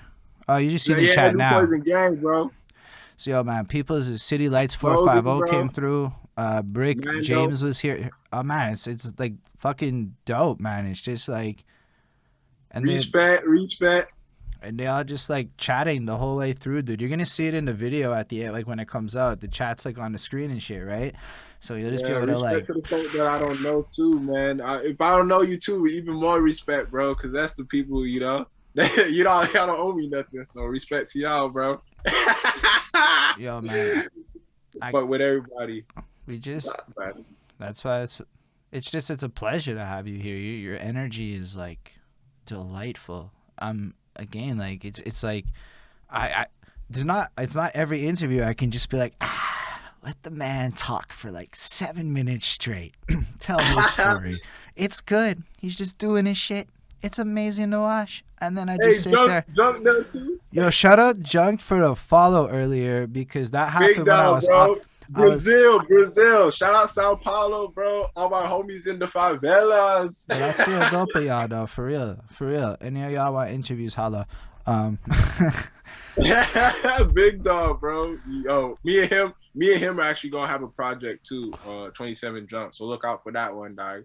Yeah. On the dub plates, that wicked, for real though, I'm gonna be looking up for your projects. Yeah, I mean, I can't say I'm like super excited about everyone's sounds. I like Cool Man Logan's sound a lot. I like Vincent Price's sound a lot. And I like your sound a lot. I'm gonna put that out there. Your sound is like, I'm like, it's like some shit that's out there, but I can also bump it as a honky that don't know shit, and that's what makes it extra fun. It's like the gateway into getting the whole what's going on, you know. I'm the dude, but like holy I said, shit! Apparently, the homie Zamanel sent me a DeusGod song in whatever January, and then it would apparently be great to interview you back then. So this is like exciting. Look, that's fucking cool. I don't remember that happening so much because it's a blur. But we definitely appreciate having DeusGod in the house. So follow him. That's dope. No way. That's what he said. Hey, that's cool, man. I was like, because everybody's like, links. And I'm like, my guy, this is fucking technology land, okay? Let's just use a fucking bot and it will just go every 20 minutes or 25 or whatever I put it at. And it's going to just say that shit. And then I update it each time. And then, like, if enough people come in, it's the beg for money one. Like, you don't have to say it, okay? The computer says it. And then at the end, it's like throw a little links and description for the people in the future watching, because they are on YouTube. They know where the links are. Who the fuck doesn't know where the links are? Why do we still say this shit? Anyway. Yeah, some people don't remember the research. You have to tell them, dog. Yeah, I know. That's wicked though. This is cool, man. Shit. Oh man, dude, it gets lit. So let's say you're a DJ, because it's kind of whack in talk radio land. Like, it's not as fun. We tried it, but they have gamble games and shit where you enable points and they're like bartering on fucking. It's really lame, but great at the same time. Like, because it gets your chat really engaged. And now they're like trying to earn channel points and shit. And then you can add like perks. You can, like, I've seen like the homie Lamef, he's got shit like compose a beat for like this many fucking channel points and shit. And so it becomes this like interactive experience. Like, dude, I thought writing songs on the internet would be weird. And it is. It is extremely fucking weird. It's weird to do hooks. Like, where you have to really repeat yourself a lot. I find that shit super weird. That's my favorite part. But like, what it turned out is it was really great because people like give you like these live feedback points where either you agree with it or you don't, but it makes you think about shit differently. Like, that person noticed or cared about that thing in real time. And I'm like, hold up. I used to ask for feedback. I could just go do it live, and then motherfuckers will say shit. Yeah. And then it's like, you know, that I mean, it is I don't weird, know, man. see, it's all weird. That's the things. Like, okay, for DJing it's different because like you got to work the crowd. Like, you know, it's a different game. It's a different sport. But like for songwriting, I would never be on it for here, me specifically. because like But I'm not into MCing as well as I'm into songwriting, and that's just I don't like, know. I'm a selfish like mm, music maker. I I could play for the people. You understand? I could play for the people. And I'm not gonna play your playlist. You know what I mean? I'm gonna play what I got to show y'all what I got, but I could play it for the people. But yo, I can't. Man, the creative process, I gotta be like, though, dude, I'm very like, I don't know. I told people want to to make do my it. own weirdo shit. So what happened was I went up there and I told the people on the internet, you should go do this for like 3 months, and nobody did. And so I said, fuck, maybe I should do it. And then I did, and it was cool. And then somebody said, I can't wait to hear this shit when it's finished. And that was the sentence that changed my fucking life. Yeah. I'm like, you know what? Fuck it. Let's just do it all live. The whole thing, all of it. I'm like every fucking song ever, pretty much. Just see what happens. I don't know. It's made me better because now I'm on, like, you can't be lazy about it. That's the only thing. Like, because you're on camera. But I can tell you, dude, if I know that I'm going live, now I'm live on Twitch. So it's like, okay, I got to be like hyper focused for like 3 hours on songwriting. I have written more music in the last 3 months than I have written, like, I've never written this much in my life. Damn. I'm just That like, it must be kind of like a boost, like a little kick in the ass type shit. but I'm not, I don't know. It's like discipline habits too. Like that's why I like doing things live, because it's like I have to do it. I mean, I don't know. I'm also still very like on the rap shit, like away for the DJ shit, on the rap shit, I'm very like traditional in some senses. So like I don't like the whole, I don't wanna do it. I don't want to do it myself, you know what I'm saying? I don't want to record myself and all that shit, bro. Like I really want to get somebody who knows what they want to hear from me to do the engineering. You get what I'm saying? Like they're gonna be like, "Oh, your voice gonna sound dope this way," so I'm gonna make it like this, and then I hear it and I'm like, "Damn, that's fire!" Like that's what I like. Like I like people who's like able to, but it's different too, because like that's literally I be writing. I swear you could replicate this shit with Zoom and crap right now. I swear, like in my head, I'm creating like a pipeline. I'm like, okay, so straight up, you get the vocal set up over here. You run the Zoom call like that, whatever. You send the files in like this in real time through a Dropbox, boom, boom, boom. And I'm like, yo, this is logistically viable. That'd be a Liddy stream. I'd watch that shit. Man, I would be down there. Man, I should just record some stew sessions. I never recorded a stew session, but I mean, I don't know. I just be getting real drunk at stew sessions. I don't think folks just want to see me get drunk like that, bro. Like, hold on. Do the people out in the world want to see DeusGod be a natural DeusGod in DeusGod's environment? Like just get very drunk. Like, the answer is yes. Yeah. The answer is yes. They do. You want to hear a crazy story? Yes, I do. Hey, so Pete did. Commando just brought it up, so it's funny. So she said like Nav. So one time we was recording, and dude had heard about me, but we ain't never worked together yet, right? So he's like, man, like I can't wait to record with you, whatever. So I go to this studio and it's dope. Like it's old Montreal. Like you go up like 3, 4, 5 flights of stairs. Beautiful. I mean, you can see the whole loft, dog. Crazy madness, dog. Yo, it's such an expensive studio. It's beautiful. You could go and grab little candies, dog, while you sit on the couch and stuff. Like ballers, is beautiful. And I'm like, oh, this is dope, you know? And we start working on some music, bro, but folk ain't never recorded with me before. So Nav was like, all right, man, like let's do this. So we recorded like half of one song, and I'm just like drinking, bro, drinking. And I think I drank to the point where I got slumped, bro. Like I drank to the point where I was like, oh, bro, like I was done. And then we had finished one track. Slumped? Yeah, I was slumped, bro. Like slump, like real, like slump, bro. I had Like to Google what slump meant. I'm not even gonna lie. I was slumped, bro. Like for real. So I was like, man, like done, like, but I was still.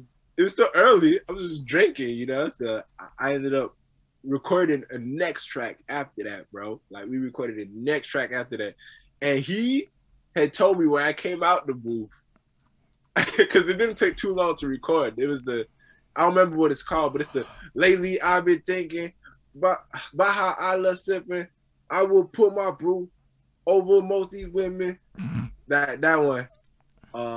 It's some random track, but that was like it's a real drinking song. I was slumped though when I made that, and when I came out, he looked at me, he said, "Man, I didn't think you could record for shit."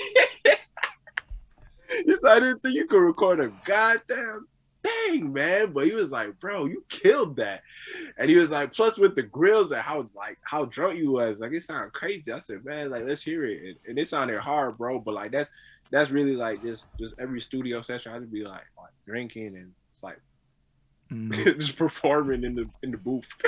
Yeah, I respect that heavy though. Yeah, Yo, man. sitting down recording was the weirdest experience of my life. That would be the one thing that would fuck me up for a minute, because I used to just stand there and I used to get like really into it, but then like, I mean, this is the look, right? So if I'm recording now, it's like this with this new life. But it was because somebody said to me, "Bro, do you write the song standing up or sitting down?" And I'm like, "Sitting down." He's like, "Think about how much faster you'd be if you record it sitting down." And I'm like, "Oh shit, I learned all the breathing spots sitting down."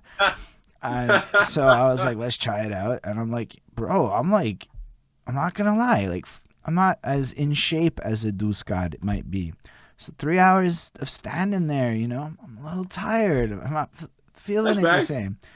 5 hours of sitting in a chair, I'm ready to keep going." And I'm like, "Fuck, man, sitting in the chair changed my life. It's like the greatest decision." That's different. I'll be off a PBR Red Bull, PBR Joker, PBR Monster.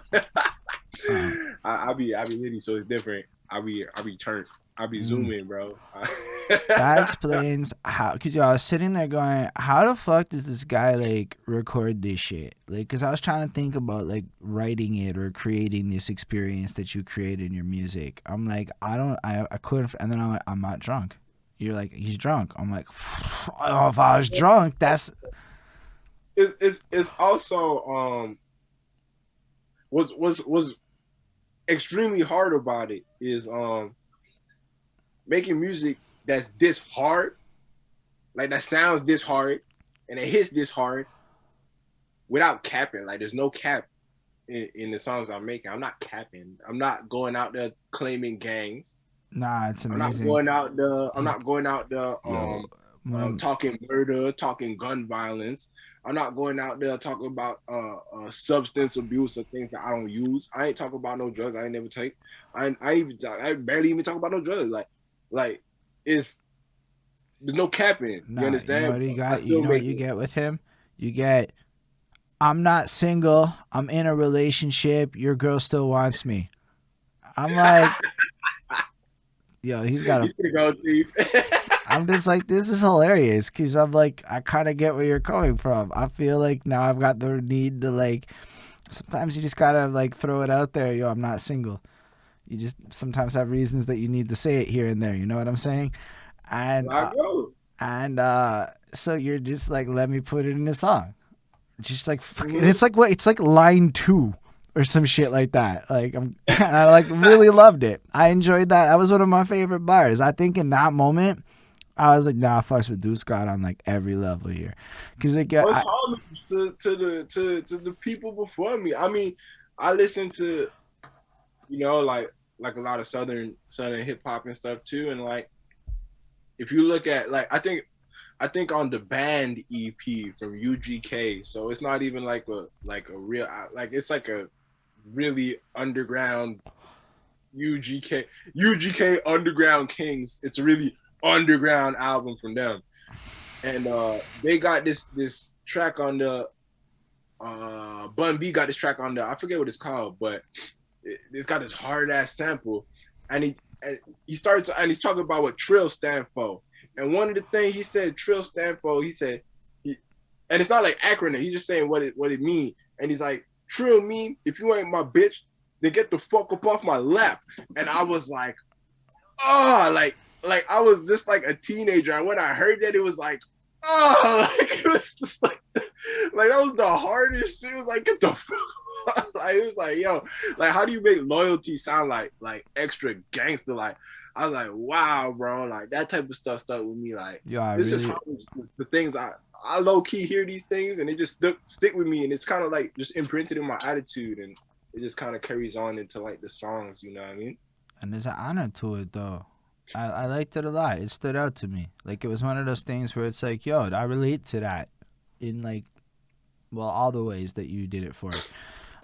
So like it was like really like, nah, it doesn't matter what walk of life you're from or whatever. If you trying to do your thing and you try to move in certain directions, every now and again somebody hits you up and you're like, oh, that's what you're proposing here. Okay, that's interesting. That's not. And you're like, no, girlfriend. And that's a real thing that happens in life, okay? Especially if you're a long relationship, because now you're like hot goods. Like they're like, hold up, long relationship. That means you a good man. And now it's like, now it's work to steal. Yeah, now it's work to steal, man. Nah, that's how it goes, man. But I don't know. Like I said, it's just really no capping. Like here's another thing too. Like one of the first, actually the first single that I have put out, After Death Has a Sound. Because like I said, I didn't want to do this. I didn't want to rap. So I told myself, if I could make like a nerd ass track sound dope, then I will continue. So I think the first track I made solo was a track called No Thanks. And the track literally like person Zans no thanks. It's literally like an anti-drug song, but like the shit I said in the verse was hilarious, you know, like we're around town that boom boom stank, wash that down, please and thanks. Like them type of things was like funny and stuff, but like the hook was really like anti-drug. You know what I'm saying? Like there's zero cap. Like everybody's talking about Molly at the time, and I came out like, nah, like no thanks, bro. Like next, and people rock with it a bit. So I was like, okay, fine. Then I kept going, and then I made I'm with it, this and that. But like, yo, shout out, just to interrupt you, shout out all the people bragging about their like long relationship shits. Long relationship gang. I was terribly said. That's dope. You know, like I mean, like that's bad respect. I'm almost at 10 years. I'm gonna be there soon. I'm gonna be there soon. What? Like we're we 9 years next month. Yo, respect. Right. If she make me some good food. She a great cook. I ain't gonna know her, man. That's amazing. I think we're like pushing 7 years. We don't really have a date because we don't remember. We just started. It's like the best play. It's like when it just you just know it. It's like one day you were allowed, and then the next day you were not allowed to see other people. And that's all that matters. As long as you know you ain't allowed, don't go. That's what it was. It was a conversation. You know, that's all I'm saying. And then it's like, when did the conversation happen? I don't start from when the conversation happened. I start from around the first date because it's a better number. Oh man. But it was like there was a 9-month difference. That was, she's here though. It's all good. She knows it was a good 9 months. Is all I'm saying. It was a fun time. How it goes, man. That's how but it goes. You know what? Like I wouldn't trade it. Like I miss it sometimes because you know what it is. But like I wouldn't trade it. The certainty and like of this person is just like, I understand her in the morning. I never want to have to learn somebody new in the morning again. You know what I mean? Like, I know it. I get it. It's real. It's just that's her. all of it? No, I mean, the only thing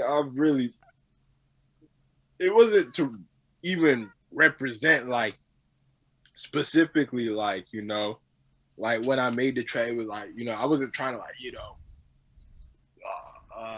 relationship people put your hand in the air tight, you know what I'm saying? Like, it's just really, I am. Yo, people should play that though. That's a banger.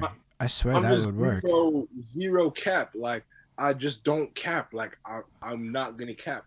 I'm like I feel like there's a lot of just cap, and especially in my city, like the people who are from here who want to make music, who are not clanning in. Can I ask you like and not 47, cool. Everybody 47 love is cool, and everybody clanning the ENT is cool. SMB is cool. Otherwise than us, everybody down here cap, bro, like extreme cap, like super cap. Like people be like from good houses claiming crip when you see them, bro. Like you ain't nothing, bro. Like folk will get robbed like easily by me, bro. Like, like that's hilarious. Come on, dog. So it's really like there's a lot of capping, and I got a serious question though. It's been driving me nuts. About 2 weeks ago, everybody started saying no cap, in my opinion, and then nobody had said it before, and now everybody says it, and I don't know when it started or why it started. Where did this no cap come from?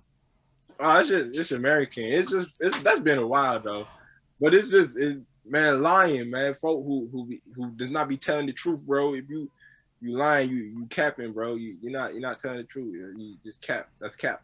So you know, a lot of people they hop on these tracks and they cap.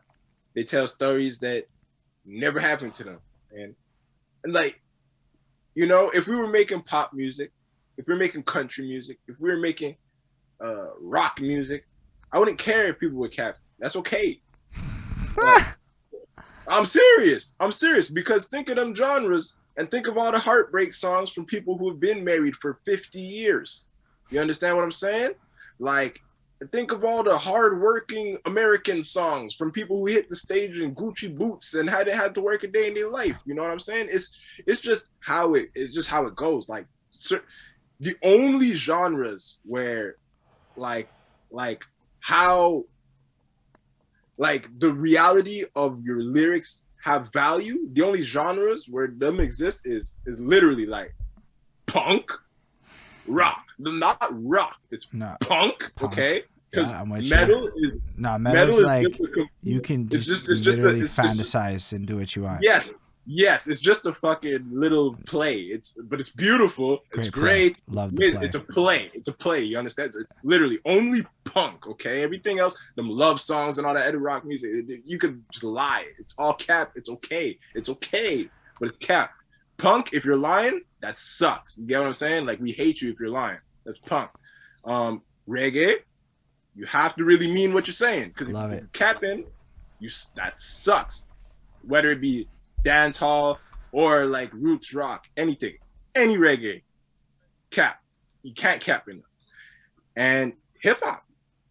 There's the only 3 genres in the world where like if you really just lying on the track, it matters. And I see so much like folk be talking like my BBS diamond, and then Uber pool home from the club. You know what I'm saying? Uber pool. Not even Montreal. Uber pool. You can't even have your own Uber because you have to split the fare. It's like what? Folk be talking about like rickety rackets, dog, in their tracks, bro. And like, so okay, let me just add on to that. So I was having a conversation with a dude one time, and he was describing live shows and back and forth on a philosophical line, paying for artists to perform. Big conversation. I'm not really trying to go there with it. It was more, he said, but bro, when I go to the show, we rap about popping bottles and shit. So what, you think I can be seen not popping bottles and shit? And I'm like, yo, but that's a real one. And sorry to cut you off and stop you right there. It's because I'm getting hyped on it. Because I'm gonna say something right here. Do it. That is extremely ignorant, but It's ignorant, but in my opinion, it's how it has to be. Even if you don't got it like that, you fucking have to, because in this right here, capping matters. You understand? And if you capping, What? there will be there will be a repercussion. There will be I'm gonna hop on my track and call you out and tell the whole world about I seen you in the VIP ring popping 0 bottle. You had 0 drink in your hand, and you talking about that on stage. Where? You understand? Nah, like that will get called out. It's just how it works in 1, 2, 3 genre. 1, 2, 3. In the rest of the genres in the world, it don't work like that. Okay, but where I was going with it is, so let's say that's your concern. Right? So you don't want to go perform because like you can't afford to pop bottles at every performance. Just don't rap about it. Yes, exactly. Or you better break your bank and do it. But like, I'm sitting there going, I'm like, yo, I swear I rapped about being kind of broke on my first album because I'm like, yo, I don't have the money. And guarantee. Imagine people seeing me, man. That's what I don't understand. Like, people really be flexing for no reason. Like, I be seeing folk go grills in the VIP, and I'm like, man, folk ain't had a drink in his hand all night. You understand? And it's not like I'm watching like that, but you walking up on me like this. You understand? Like, you trying to like gain clout points, trying to dap folk up and walk up on them. And, but you had a drink in your hand all night. You in here go slugged up. You in here, you know what I'm saying? Like, it's noticeable. Folks see these kind of things, bro. And in this, it really matters. And I find it happen a lot. And that's something that folk need to cut it out, man. Folk been folk been calling that stuff out since 2012. That's gotta stop, bro. That's really gotta stop. That's weird. I just meant it like, look, like to him, this guy, and again, if you really liked it, let's say that is your life, like that's what you want to be at, then then put it in your song. And then secondarily, the promoter shouldn't have to pay you now to be there for that reason alone, because you were going to do it anyway. So you need a different reason. Right? Value your time. Okay, cool. That's a whole argument I'm down to have. Maybe we do need, I don't know who gets paid what right now, because money's like, who has money is my real question. No, I'm like, yo, because everybody wants to get paid right now. Like, every fucking role wants to get paid right now. When, like, I saw an article that said 53% of Canadians are 2 months away from bankruptcy or some shit. And I'm like, ooh, who the fuck is paying? So it's like you see people and they're like, yo, let me charge this, let me do this, and I'm like, but like who has money this year? Nah, these folk, I mean, a lot of folk, and that's... And sorry, I don't even mean like rappers. I mean... No, of course. But like the people you're trying to sell shit to. Of course. That's where people really too got to get back to it. Like for me, when it came back to the DJing, and that's why I said like oh, I'll be doing it like here and there, and I haven't been taking it too seriously yet, or this and that. It's because I didn't get back into the DJing for like any type of currency. You know what I'm saying? Like, since I got into it again because of lockdown, zero currency. It's literally just to spread this niceness across the line. Like, I got all these tracks that like, yo, like I really got a lot of like I got 2021 Mike Shab exclusives all up on my laptop. Like, I play these. Like, I play these exclusive Nate Hustler. Like, I play these, like, unreleased, all of it. Like, I'm talking unreleased. You ain't go, and they might never release. You know, these are tracks that, like, yo, you know what I'm saying? So, bruh, it's really just to share the music with the people more so than, you know. And I find like if people don't that's why I get so like active about the capping, because when you cap in the music, usually it's because you don't want to. It doesn't come from the heart. Seeing, you're not really in it for the scene and for the goodness of, you know what I mean, the documentation and the culture. You're in it for the ones who are capping. You're in it for like a quick buck. Seeing, and so you're just gonna say anything But you're gonna get caught into anything, bro. We're gonna catch you. You're gonna catch you doing that, just saying anything, bro. Because if 1 and 2 doesn't add up, dog, we're gonna do the math, and then it's not gonna be pretty. There's some bad minds out here making some music, dog, and you know, you don't want their camp to be like, bro, he's capping, dog. You don't want these camps to be like, yo, you know. Yeah, I do know.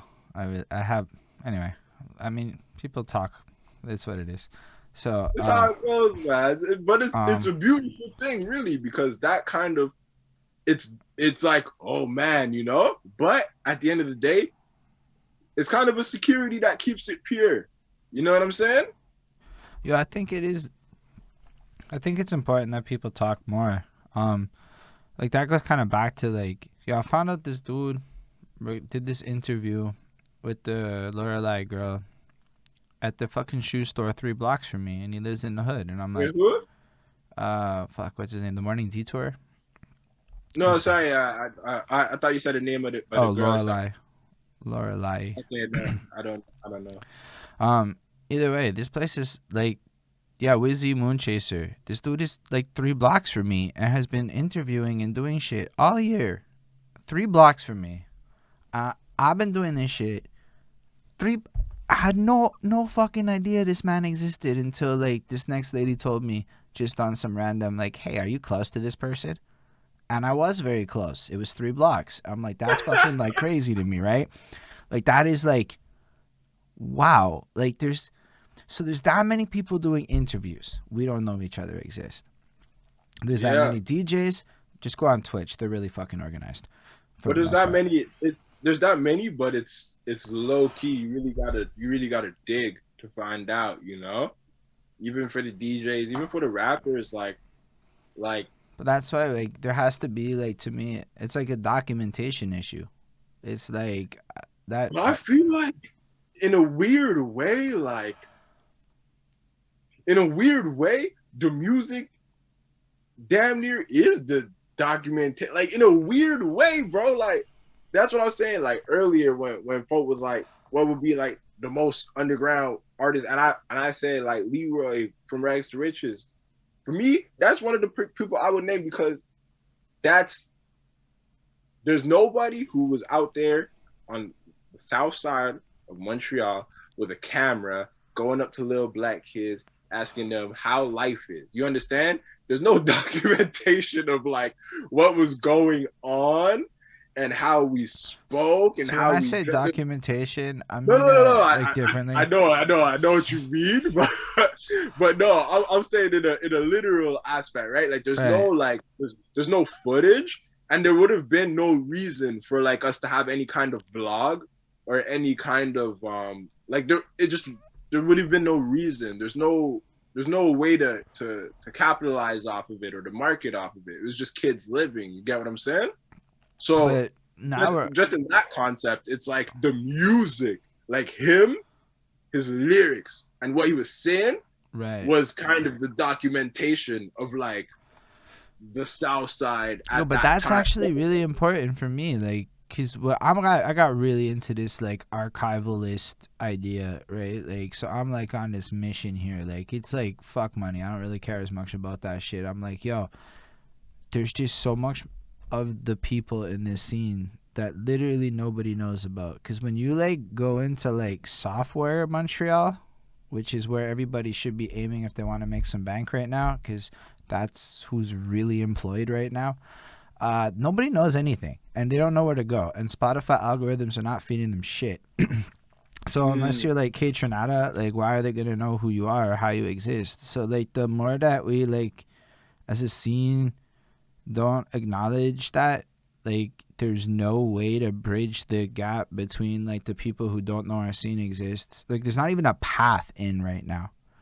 But it all depends too, and that's another thing. Like it all depends on how deep anybody wants to go with any conversation. But to me, one thing that has been reoccurring in the past like 2 years, like since COVID, about like.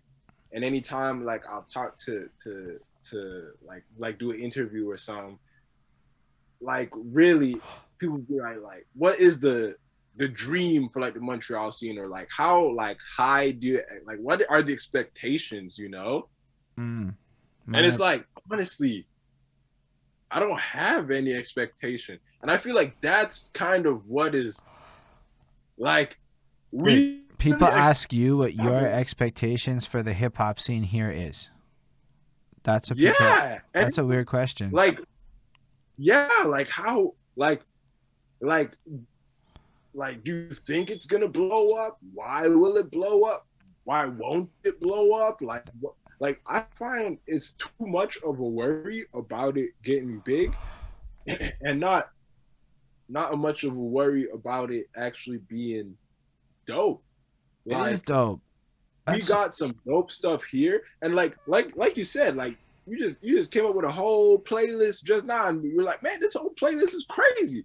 And it's like, bro, like we need a lot of people to just make playlists and be like, bro, like don't just listen to DeusGod and be like, fuck everybody else. Yo, everybody, bro. If you like DeusGod, you're gonna like Nate Husser. If you like Husser, you're gonna like Chris's Spirit. If you like Chris's Spirit, you're gonna like Tizzy Fields. If you like Tizzy Fields, you're gonna like Park Liquor. Like Park Liquor, I could go all day. Like my laptop full of all these guys. You know what I'm saying? Like this is what I listen to. No, but that's why I like having this conversation with you in particular, because I think your energy is amazing for it. Like, honestly, that's what it is. It's like I don't know enough about the city to have an opinion on if the scene is.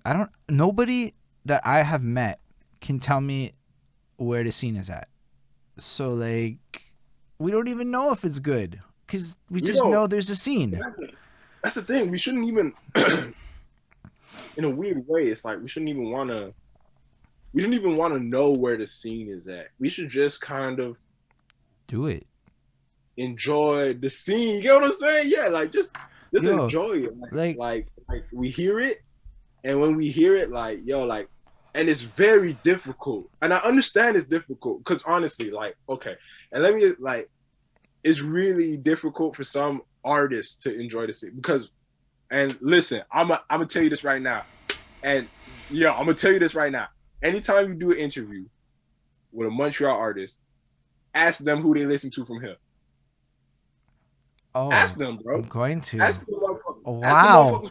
Who do they listen to? DeusGod. Love it. I really love that question. I don't do no interviews, right? But this is just like me kicking DeusGod. Next time that's what I do though. But yo, next time you come up with a really good question, any time of the day, you send that shit my way. That is the best edition of my show that's happened in a minute. Cause I'm not gonna lie. There's a part of me that does want to put people on the spot a bit. Like, yo, how are you gonna tell me Montreal's not good and not be able to tell me 100 names of Montreal right now? And that's where people be capping. You understand? There's all kinds of cap. There's levels to this shit, but people be capping, bro. People be capping. It's like, man, they're sleeping on the city, sleeping. The city sleeping. Yo, the same folk who be like the city sleeping. Who are you listening to from the city? They gonna name you let me tell you one thing. Get a 1-2 friend. Do a little age demographic on some shit, and you won't find 20-year-olds saying the same story. Is where I'm going with this. You know what 20-year-olds is doing? They're going to fucking chalets and shit. They're not going to bars. And you're like, wait a second. They're just doing things that we're not doing. And I'm like, and their shit sounds more fun. I'm like, wait a second, maybe we just need to act a little younger with our party music and shit. No. Not necessarily that, or at least like, and I'm not saying like everybody needs to party in a different way. I'm saying like, if all the young people's is vibing in chalets and we're going to like the next place, maybe there's something to a chalet. No, because again, it comes down to like, okay, yeah, folk will go to a chalet and kick it there and then make some music, right? But then, what does the music sound like? They're going down there and they just gonna make some Playboy Cardi ass song. They're gonna go there and make some little Uzi Vert ass song. They're gonna go there and try to be somebody like the creation. I meant like throw the fucking show at the chalet and make it lit. Oh, like a party at the chalet? Like just a concert? Yeah. What, folk be having concerts at chalets? Yeah. The 20-year-olds. Hey, no, what? Private party shit, dude. I've been finding this out as I talk to the little ones. They're like, yo, we just, and I've been seeing them on the gram. I've only been Yo, seeing in my because you gotta stories, like, so I saw Kobe this, doing the yo, you gotta studio at check the this shit. chalet, and I'm like, man, like go to the chalet, make some damn dope shit. I mean, getting so mad. I'm like, man, No, they got I mean, studio. like, I'm a little bit projecting. I'm trying to snoop. I'm trying to learn. I don't know. I'm 1,000% right. But I can tell you one thing. If you're trying to take shit for the gram, where you do your shit matters more. And you're going to want to do your, let's say, let's say you're doing some shit where you rapping at this lit ass party with a bunch of, let's be honest, ladies at it. And they're all at the chalet and everybody looking like they're having the time of their life in some bless ass rich person house. Like, I mean, just consider the TikTok. I mean, I know everybody, but like it's also facts. If you consider the optics for the internet after the fact, it makes more sense to just migrate to cooler locations and do the same shit in a different environment for less money. Well, no, because we've already been doing that. Like, Well, maybe you have. I'm talking okay, about so like most people I know. if you're saying like the difference, You guys just more did a so live is stream concert, so you guys are kind of advanced. Let's just be real. that's not me. That's Grimy Posse. So big ups to the Grimy I don't MTL even know Posse. who they are, but I'm like, I want to know who they are now. No. If you don't, I, definitely check out Grimy MTL. And for real, um, the folk at Grimy MTL, like Thomas and stuff, like like man, folk is a genius, and he's a real diehard like Montreal dude. So he's got a lot of knowledge, and he put me onto a lot of artists that I didn't even know about. And I got a bag, bro. I got a lot of Montreal artists bro, in my I'm so community. this is So it. Like I just, he be putting me on. So definitely peep Grimy MTL. And that's culture. That's culture for real. Like yeah, I just want to know more. That's all I saw that. But also, I'm like, yo, I don't know, man. So you were all fucking with chalets? we did one with the Ragers. They had this like chalet event. It was like a camping event. Like we like tented out overnight. I got really drunk. Yeah, I got really drunk. Yeah, and I did my show. I think I think I did my show and I passed out right after. I was so drunk, bro. Like, but yeah, bro. The chalet. I mean, I'd rather venues always. Venues is just better. Yo, I just It's just better because you're in the city. which I fucks with you on that. Like you're talking to a person that's sold, man. I've been like watching old shit. I'm like, yo, I'm craving it. But then like I talked to this 17-year-old and it fucked me up heavy, cause he's getting like numbers right now. He's written and recorded by himself, mixed and mastered by himself, 170 songs. And I'm like, you're 17 with 170 in the bank. I'm like, okay. And he's like, I don't know. I asked him about performing. He's like, I don't know, dude. I have all these fans. I'm working with people. I've never done it. I never hit a stage. I know. And you're like, hold up. So that means all these I don't know how else to call it, but COVID rappers, because they're people who are going to become rappers because they were staying at home in their room for a year and they had nothing else to do with their life but learn how to rap, mix, engineer. Yo, I've been watching young people who were just home and they're like, yo, I can't like do some shit, so I'm going to teach myself to mix today.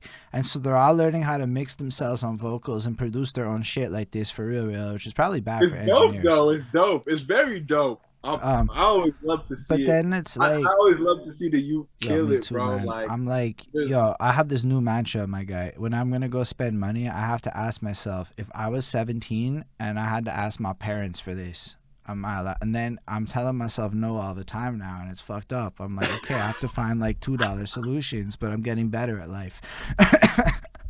Because, yo, the 17-year-olds are producing music. They're doing the whole thing. There's no way that the 17-year-olds are able to figure out the whole pipeline, and I make what I make, and a 17-year-old can do it too. I have to have a better pipeline.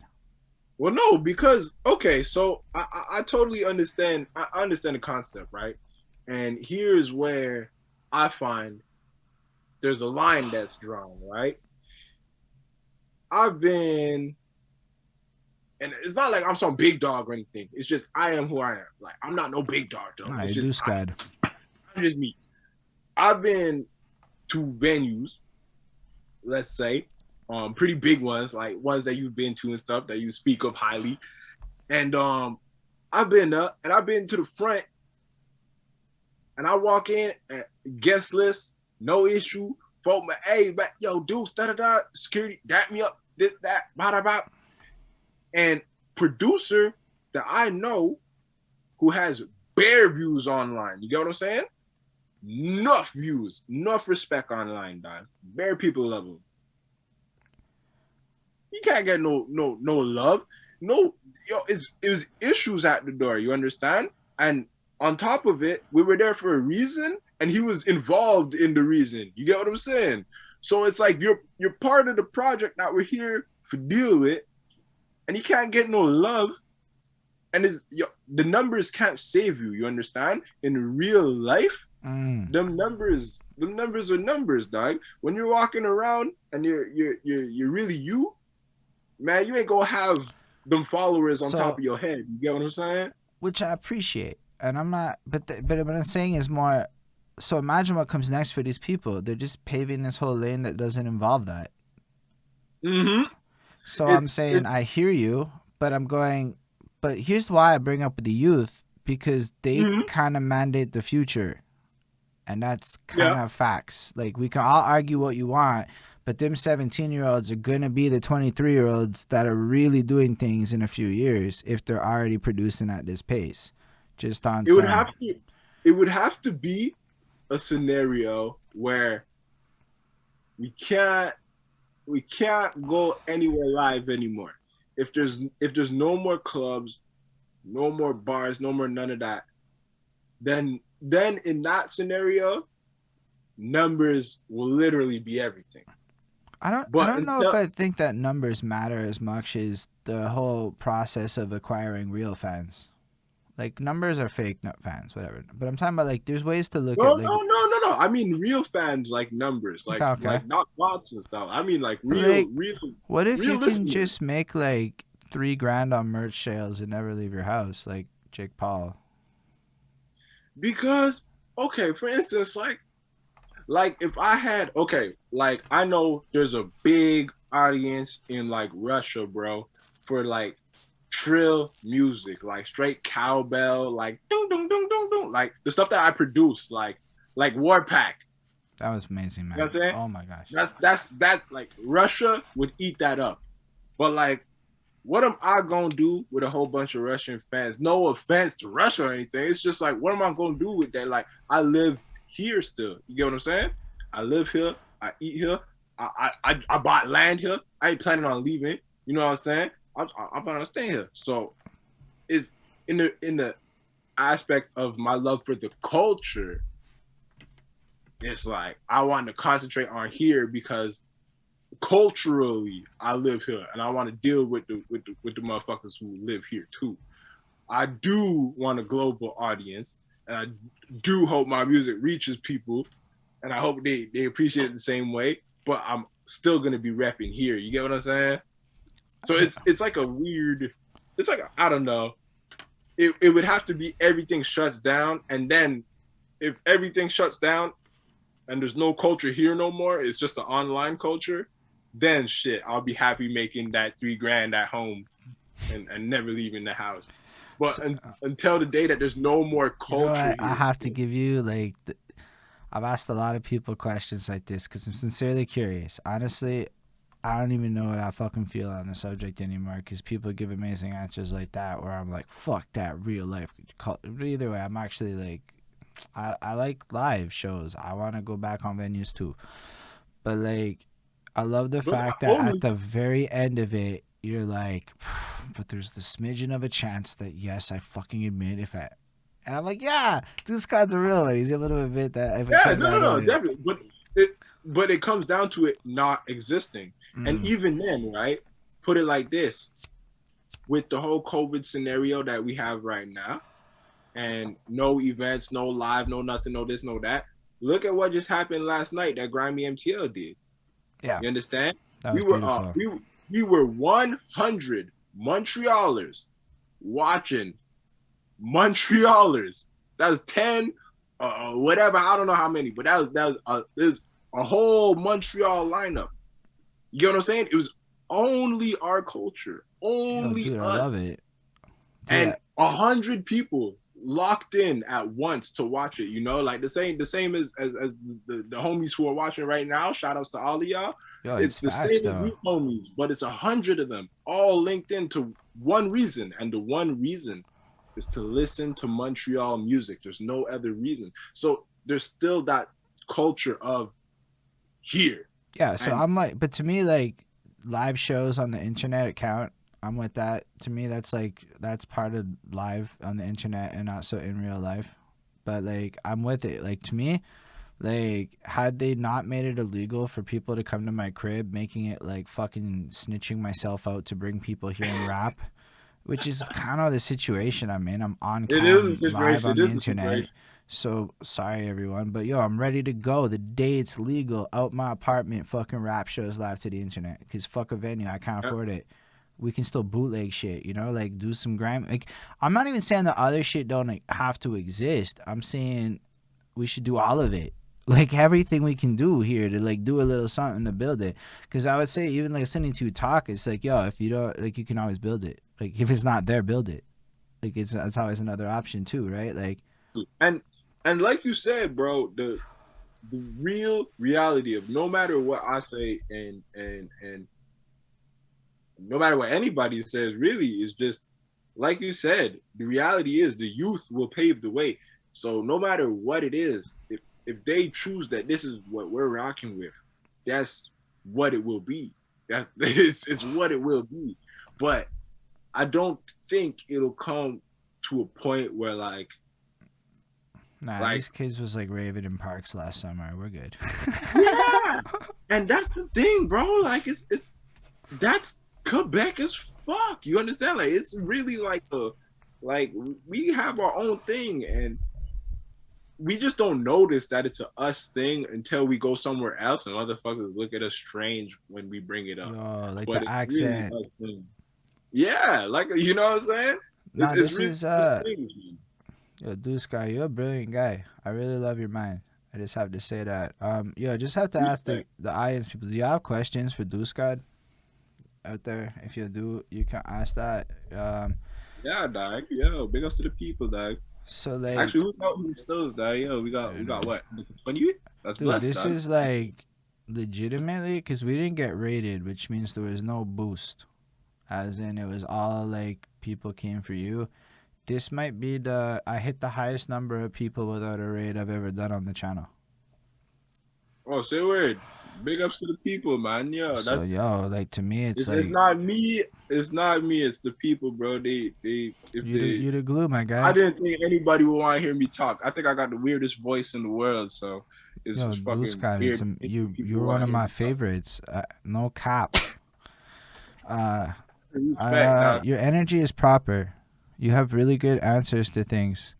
And I don't like to lie, cause yo, the one time y'all catch me one time, it's like it Okay. invalidates the whole fucking thing, right?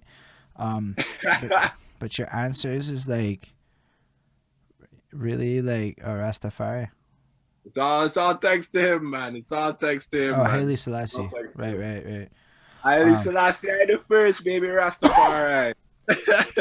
no, that's fresh though. But um, like the fact that you're so Montreal about it, like yo, I definitely have to talk to you more once this is done, cause yo, guys like me need people like you in different ways. Then like that's a lot of it is like you got a lot of people in roles like mine that aren't necessarily asking you the right questions, in my opinion. If that's what you get oh, for asked, sure. it's like, yo, like, here's a great question that came from Zamanel. Can you talk about Clerker? I don't know who Clerker is. So, like, if you could talk about Yeah, for Clerker, we sure. all learn about Clerker. Who this is? Yo, this guy is like, I don't really know who he is exactly. I met him on Lemef stream and he comes through. I know he's around my age. And I know this guy knows hip hop from this city. Like he's Hey, the does folk follow? If folk follow me on Instagram or something, if not, he or she, or I don't know, but folk gotta follow me on IG too. oh, and That's he cool. makes That's a cool beats. question, bro. He makes beats too. He threw beats in for my cipher.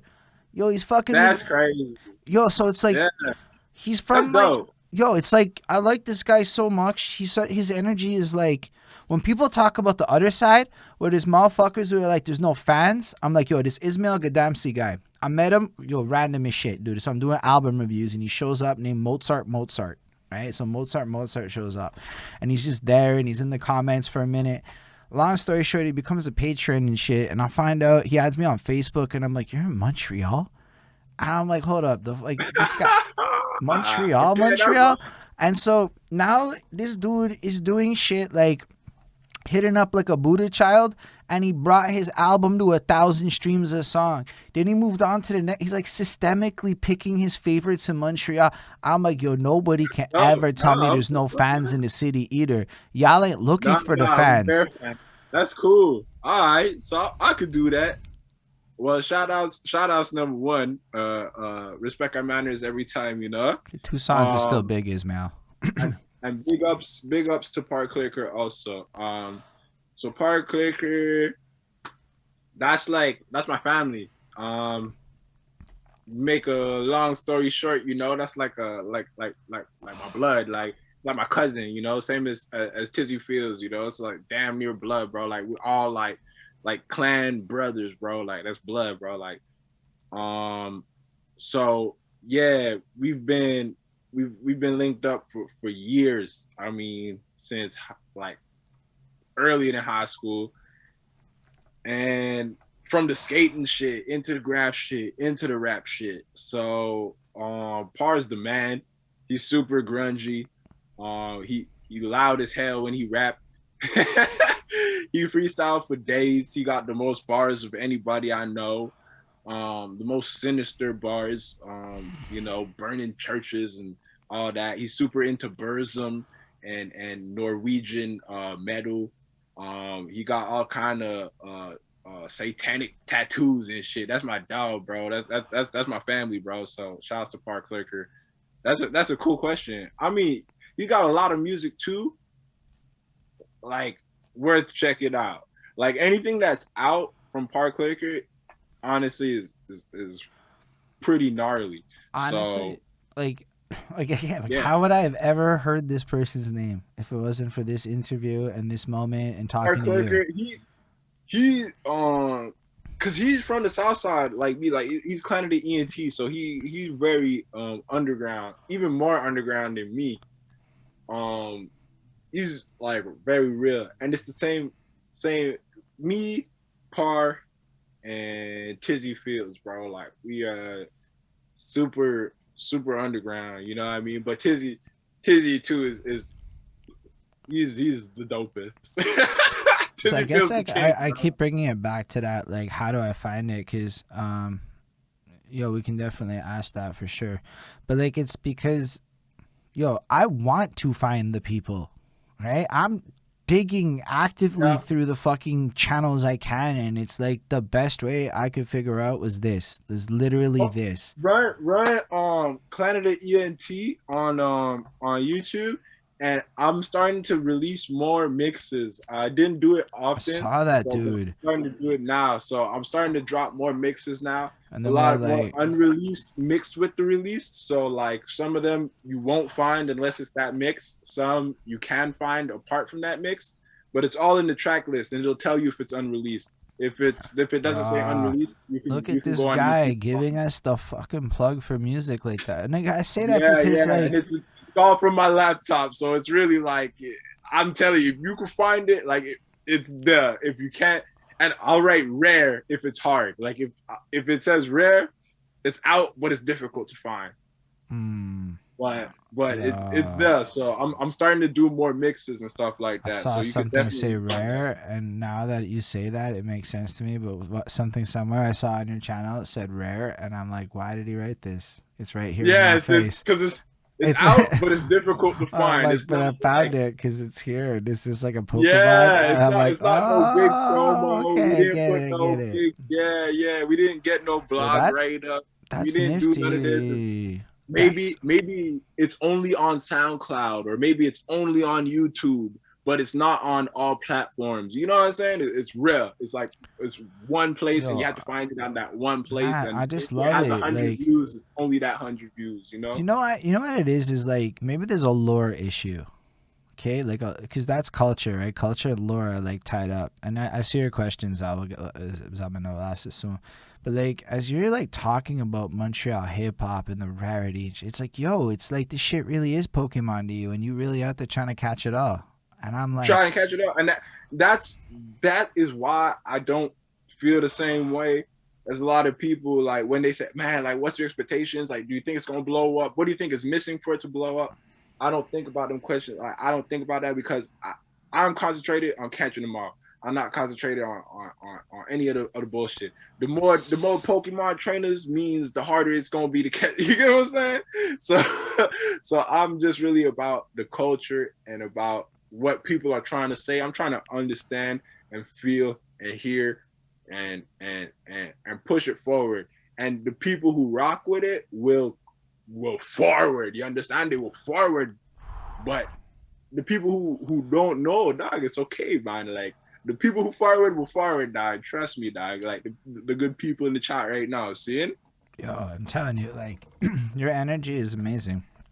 You're gonna be one of those people where, like, when people talk some shit, I'm gonna be like, yo, talk about DeusGod now. And they're gonna be like, you know what I'm talking about. So, No, man, they're gonna tell you some bad stories, probably, man, some drunk stories, man. nah, see, the thing is people, what can people tell me though, right? Because like, I just sat here and had this whole ass conversation with you, right? So what? You're gonna tell me that your judge of character is better than my judge of character? Go fuck yourself. Like, that's how I feel in those moments. Like, what? You're smarter than me. They're You gonna say know nothing better bad than I. You don't know what made me like DeusGod. You didn't even ask in that motherfucking moment. You know what I'm saying? Like, you just assumed that your slanderous comment. And you know what? And I love the gossip because I'm a little Jewish with that shit.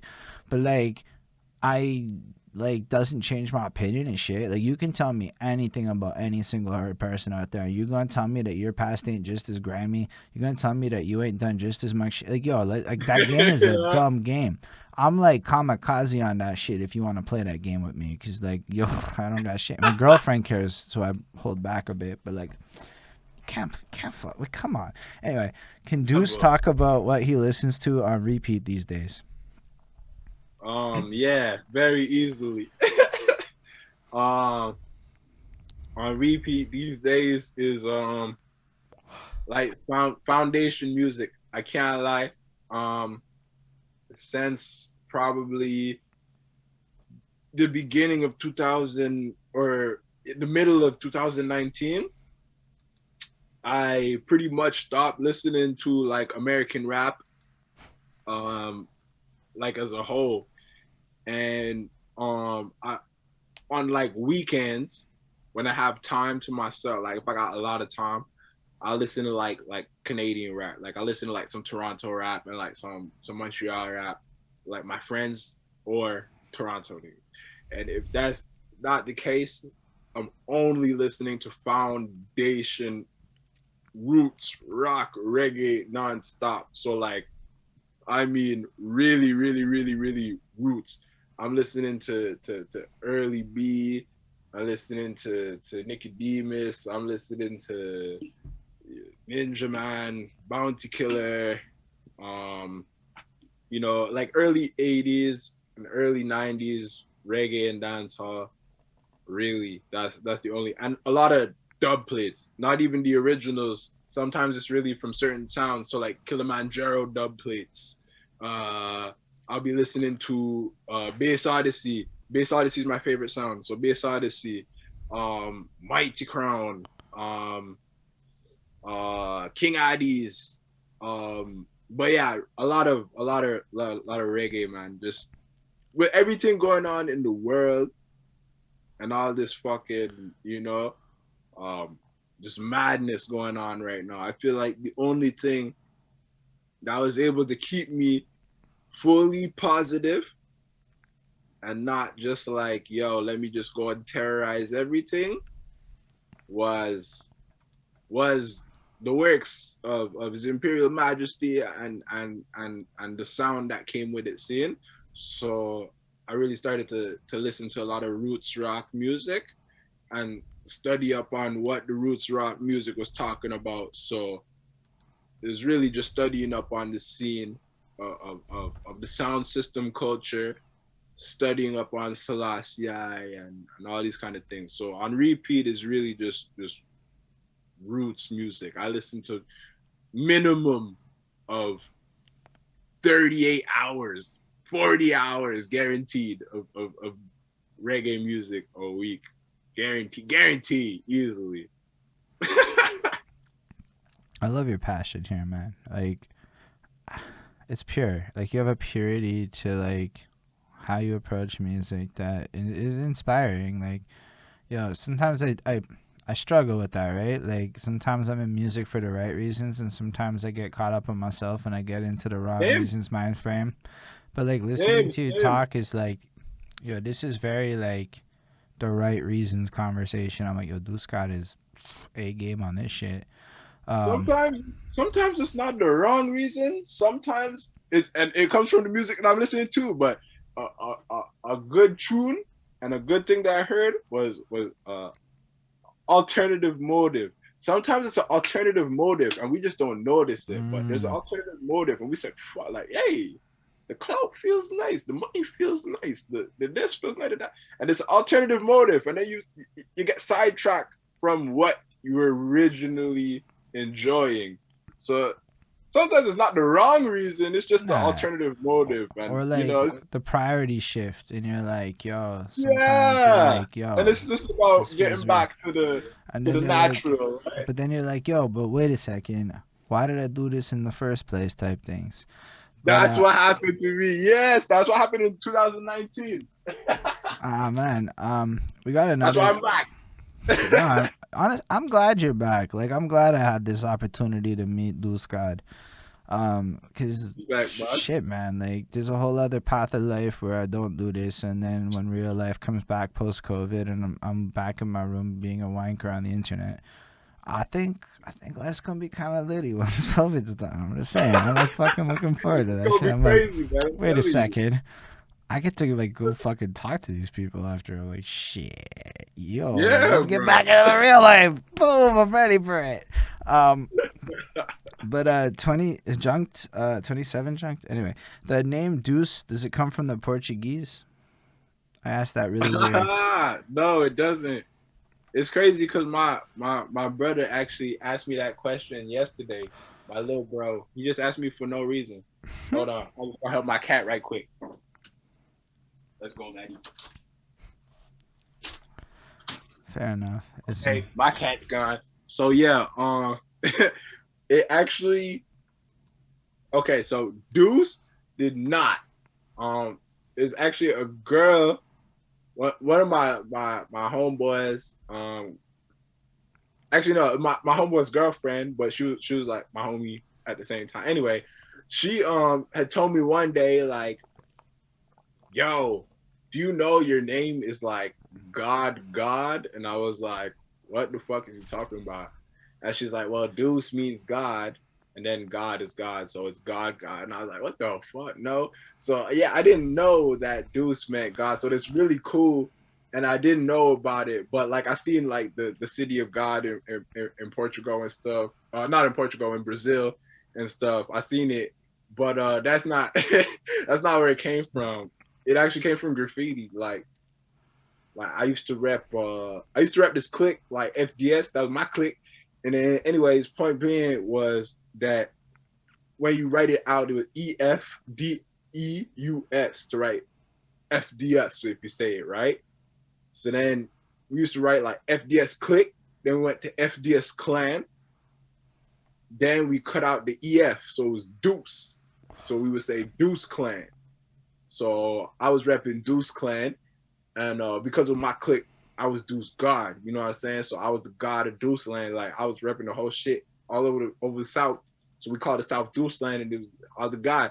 And then I just kept DeusGod, and the clan stayed with Canada. We kept the clan in Canada because that's where we feel we live, right? Like Canada is our version of Babylon, you understand? Like the Babylon system and the way it's programmed for certain people to lose, and certain languages to have you know, less of a right, and there's certain laws to make sure people can advance and other people can't, whether it be race or language or this and that, you know. It's still part of our system. It's a Babylon system, but you know, instead of just calling it Babylon, we just call it Canada, you know. So that's where the I clan kind like of this. aspect stayed, right? So that's where the clan stayed. So it went from Deuce Clan to DeusGod, Canada. So it's Canada, Empty Hell, Yeah, I like that empty Houston, hell. Quebec. I mean, part of me But is that's like, I still like Montreal, but yeah, I like the empty hell though. Cause yo, I was thinking about it recently. For a bunch mm-hmm. of English artists in Montreal, and I have to include myself a little bit. Uh, where the politics at? 12% of Montreal is English.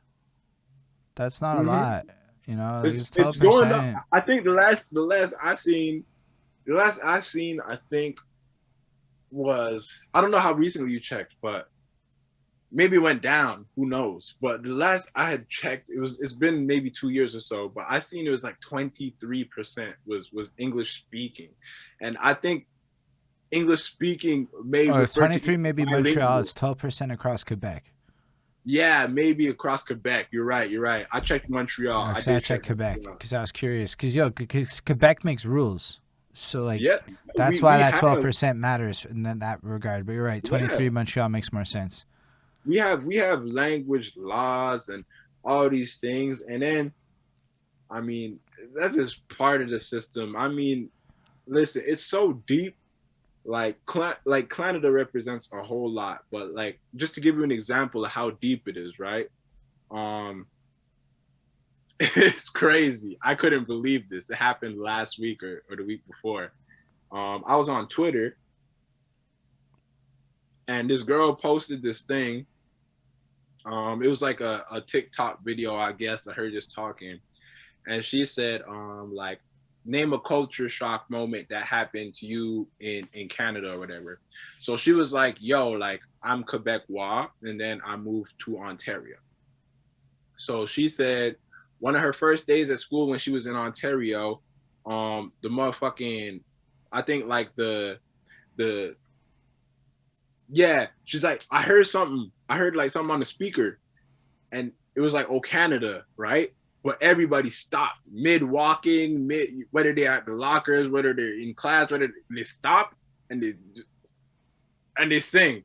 And she was shook. She was like, what the fuck? Like people, What? she was like, people stop and sing "Oh Canada." Like she couldn't believe it, right? And like, is this something you're familiar with or you're unfamiliar with? Okay, so I kind of know it from a sense of when I was in cadets. It was like cool to like salute and shit. So like I kind Mm-hmm. of like had a little vibe of that. But then like, yo, bro, I don't even fully always stand at the sports games. I'm gonna be real with you. Sometimes I sit through the Okay, national so anthem. I didn't so let know me it was like mandatory. so no, let me put it like this, right? So that was a culture shock for her, and so it's not the girl talking in the video, it's just the girl who posted it on Twitter, right? So she goes and posts this, and I was like, yo, say word, you know? And the girl's like, yeah, like that's what she's like, that's crazy, you know?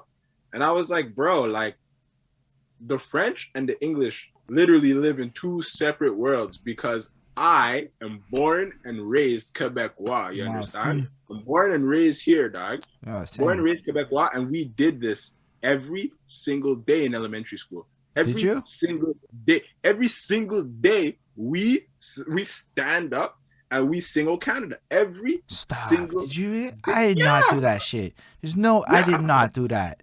I did. I yeah, swear. boss. We did this. We did this. That's so Yo, it's fucking part of weird to me. Oh my Oh gosh. Canada, on that native land, true patriot love, God, so the command. Love ya. Yo, I Yeah, had to like, like learn that shit in like it was some fucking program. I remember being in my like 12s or 13s or I wanted a badge in something. I don't remember what the fuck it was, but there was like you get a badge if you memorize this motherfucker. And so I memorized the fucking Canadian anthem and shit. But like yo, nah, so that was pre not like real like fuck me, that's big. pre this. This is good. This is really where it blows your mind, right? So I told the girl that we do this every single day where I was from. I said, I'm born and raised in Quebec, and we do this every single day. And she said, holy fuck, I'm from Quebec too. She said, no way.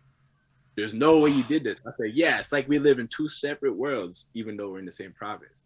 She said, man, wow, she I'm said, like man, watching the that's chat. crazy. Yo, She said, we definitely didn't do that. yo, Vince This is what Price she had to told do me, the bro. Lord's Prayer. That's So bonkers to me. she looked at me and she said, well, she didn't look at me, but she tweeted me and she said, man, that shit definitely didn't happen on the South Shore, is what she told me. It definitely didn't happen on the South Shore. I said, bitch, you're talking to DeusGod, bro. Like, I said, bitch, I went to Hell Napper, bitch. Like, yeah, it happened on the South Shore. Like, I'm from BSD. And she went to the school right next to me. She went to Vanier. So literally, I passed her school on the way to my school. Yo, that's crazy. That must be some by foot. Like, so playing basketball, I would go play basketball at her school because it was closer. But by foot, I passed her school to go to mine. Did y'all have that? Okay, my girlfriend's elementary school had an extra year of grade 6 because I see she popped up. So they had this 6+ shit. And so she had a whole extra year of school for like no good reason. And she describes it like it sounded fun or whatever. I'm like, no, hold up. You had a whole extra year of school for like no good reason because they were trying out some shit in farmland. Like literally, that's what happened, yo. It's some English parish. It's an English parish in Quebec. So they're trying out some experimental shit, right? That's just weird. Yeah, that's a bit weird. And then they canceled the program. In this literal case, I mean, like, it's literally the same system. I mean, we still do kindergarten to grade 6. We still get the same credits. And we are 5 minutes by foot from each other. Yo, but every morning, we sing "O Canada." Every morning, they don't give a fuck about us. They don't give a fuck about Canada. You understand? It's two different worlds. Dude, but like I went to an English school and there was no "O Canada," so it's tripping me out that like you're saying this. Yeah, like I'm saying, right? So even then, but like I said, we're on the South Shore and we're just 5 minutes apart.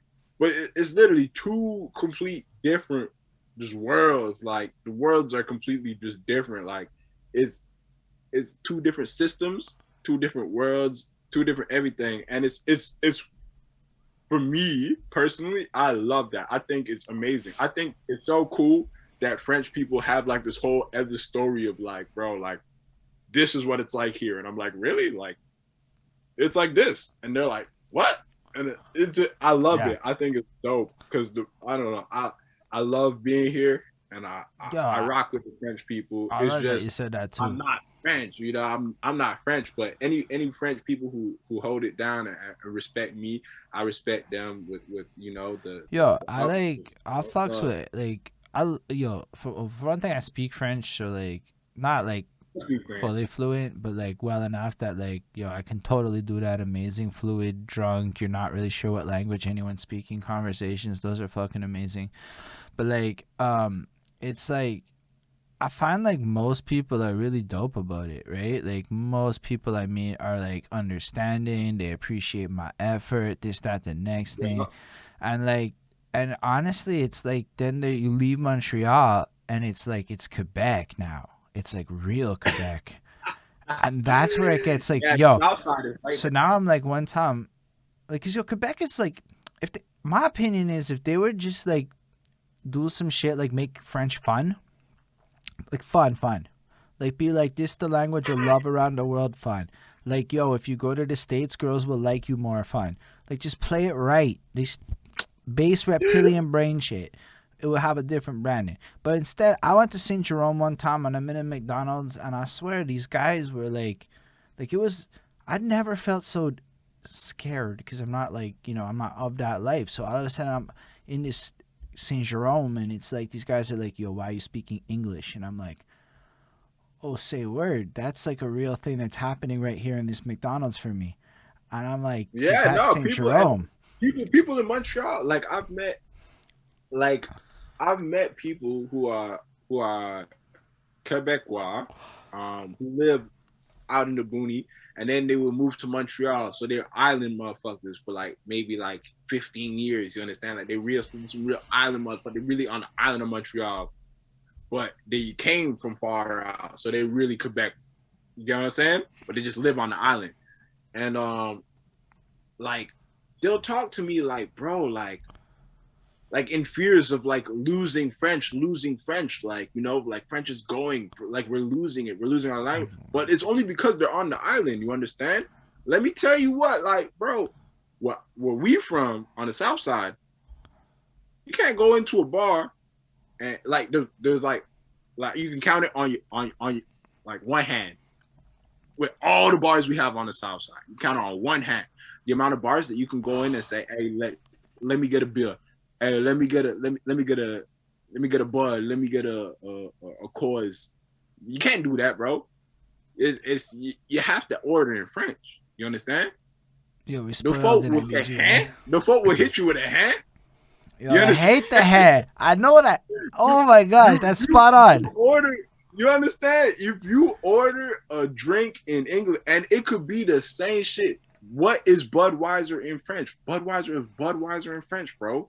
Yo, dude. You understand? But they will hit you with a hat if you ask with an English accent. It's a hat, and it's like, damn, bro. Like, wow. I remember I went downtown and I would order beer in English, and they would be like, hey, yeah, no problem. And I was like, damn, bro. Like, I didn't get attitude. Like, I was ready to get some smoke. Like, I'm ready. I'm about this, bro. And I was like, hey, man, let me get this beer. And they were like, ah, no problem. I was like, damn, bro. Like, yo, Montreal cool. Montreal cool. Yeah. I mean, like, there's parts of Montreal where I swear, like, there's parts of Montreal where I actually am a little cognizant. Like, the more east I go, the more French I get, is facts. Like, yo, because sometimes it'll be like, I can't approve that word, my guy. I have to block it because it'll appear on chat. So whoever, you know what it is. Well, certain words, like if I put them on chat, like it could demonetize the whole fucking video. So because it's going to appear on it, so it doesn't matter. Either way. But like, shit, I forgot where I was going with it. I guess Montreal is spoiled, but like, yo, the farther east you go, it's like I've been outside like Rosemont, Saint Michel area, right? Because there's a lot of shit that happens there in English, but it's really not English, right? Like, it's so weird. like, bro, so you remember earlier, like I said, dog, the music and the way it comes out from each borough, the influences are different. And that's what I was saying. When you listen to certain boroughs, you'll hear like a patois influence. You hear me talk, and you know there's a patois influence. You know, there's fucking Jamaicans, there's Bajans, there's fucking English island motherfuckers around wherever I grew up because of the way I speak. But if you go east, dog, bro, that is Creole. You understand? Like even the like black folk out there, bro, folk who look just like me. They could be my brother, fam. They don't sound nothing like me. It's Creole. It's Creole. Their whole influence is it's exported. It's not from here. It's an outside influence, but it's French now. You get what I'm saying? They got it from Haiti. They got it from Africa. They got it from French-speaking black folk. So even then, their black influence from outside is a different world. It's a different culture. It's beautiful, man. It's beautiful. Yo, There's nowhere like this. Yeah, I love Montreal for that reason. I did the call center grind in life, and if you ever want to see Montreal in a nutshell at work in a fucking oh shit, okay, I didn't even know that you didn't do that on purpose, but yeah, so like anyway, so the spelling mistake was put into a word where I'm like, you're gonna get my video demonetized. I'm like, that's like my bad. I didn't even mean to put you on that like that. I'm just like, I feel bad now as I hit deny. I don't really want to censor you. That's not my intention here. It's just facts of the situation. How it goes, man. It's how it goes. Yeah, so like if you work at a call center, right? Like, yo, I'm telling you, it's like you're going to discover, like, I don't know if you ever saw the immigration circuits and shit. Like, because they click up, right? Like, so people coming from Colombia one time, and I know that because if you get one Colombian in your call center, the whole Colombian clique of Montreal is gonna know about your call center type thing. Swag. So you come in to the Colombian consulate, right? You get here and you're from Colombia. So via a tool like Facebook, you're going to probably find a Colombia immigrant party. I'm not using this randomly. I got some Colombian homies who broke it down like this one time. So there, and then it extends to, let's say, our Spanish-speaking people who are not born here because, let's be real, the community's kind of blended like that. And there's a lot of people because Quebec, believe it or not, Quebec has extremely heavy immigration campaigns that go as far as to promise respecting religious freedoms. Yeah, but because listen, and man, this goes back to the whole Canada thing, right? And I be thinking a lot, but I just kind of try to hide like a lot of these thoughts, but like, Pete, man, when you look at the bill that they were trying to pass, it wasn't Bill 101. That's the language laws. Shit, I know what it is. And I read that bill. Oh, the religious one? The religious freedoms one? The recent one? Yeah. Okay. Yes. I forget which number 71? No. 71? No. Man, whatever number it was. The recent one. One of the ones. There's a specific word, and it's going to really bother me because I can't remember the word right now. But there's a specific word that they use to describe religious freedom. They said if the majority wants I forget the word, but it was a word that I didn't know, so I had to research it, right? Because Bill 21, respect Vince, dog, big man, always big hear respect that. Vince. Yeah, so there's a word that they use to describe religious freedom. They said if the majority wants a system, then we will go by a system. Secular? Is it secular? Maybe. It could be. Secular like is void of religion, so it'd be a religionless society. Yes. So it was secular. Thank awesome. You. I always forget it. But it's because, like I said, I didn't know the word. It was a word I learned this year when I really started researching into it. So he said if they want to have a secular secular thing, then we will give them that, which is what he said about the majority, right? But then, what's the definition of secular? Say it again. Like basically without religion. So that it's a religious freedom. The separation of church and state would be anyway, but like the secular, it's the separation of religion and state. That means one does not have to do with the other. You get what I'm saying? It's not that he used the word in a sense that you have to cancel one to have the other. You understand? Right. He twisted the definition of a word that most folk didn't even understand. It's because normatively that word is used in a different way. So like Christians use the word secular. You would listen to secular music if you were listening to shit that wasn't God. So back when I was in the Christian fellowship, right? We used to have this rule where you couldn't listen to secular music. So you could listen to As They Lay Dying because they were Christian, thrash, whatever they were. But then so there's this normative accepted understanding of the word secular because, what you're saying is big important. I didn't realize the real definition. I've been running on this fucking normative definition. Because I don't mean to cut you off, but what I'm going to say is just that the definition that you had of the word was given to you by a religion. You understand? It's given to you by somebody. Sneaky. There's somebody who had a plan when they told you the word. You understand? And it's the same as what I'm saying. The man, when he told us, if the majority wants a secular, I had to research the word to understand what it meant because, I will be foolish and not have any kind of. It's okay. I will be foolish and I will learn off of my foolishness. I don't care. I will be dumb and learn off of my dumbness. People could play smart and fucking be stupid and not understand in the long run. I will be dumb and learn.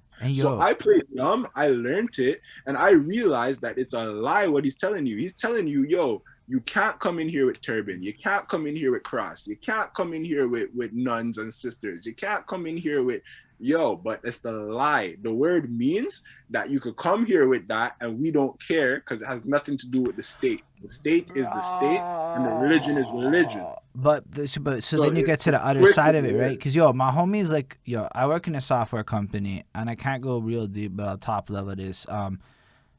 If you're, I don't even know the business that much. but if you're, well, it's more like I'm under a contract, so I got to be careful to not speak negatively of my company in any way. Yeah, shape, like or I form. said, I don't need to know it. I don't need to know it. But it's more like, if you're English speaking, and there's not that many options outside of software companies for you right now in the city, right?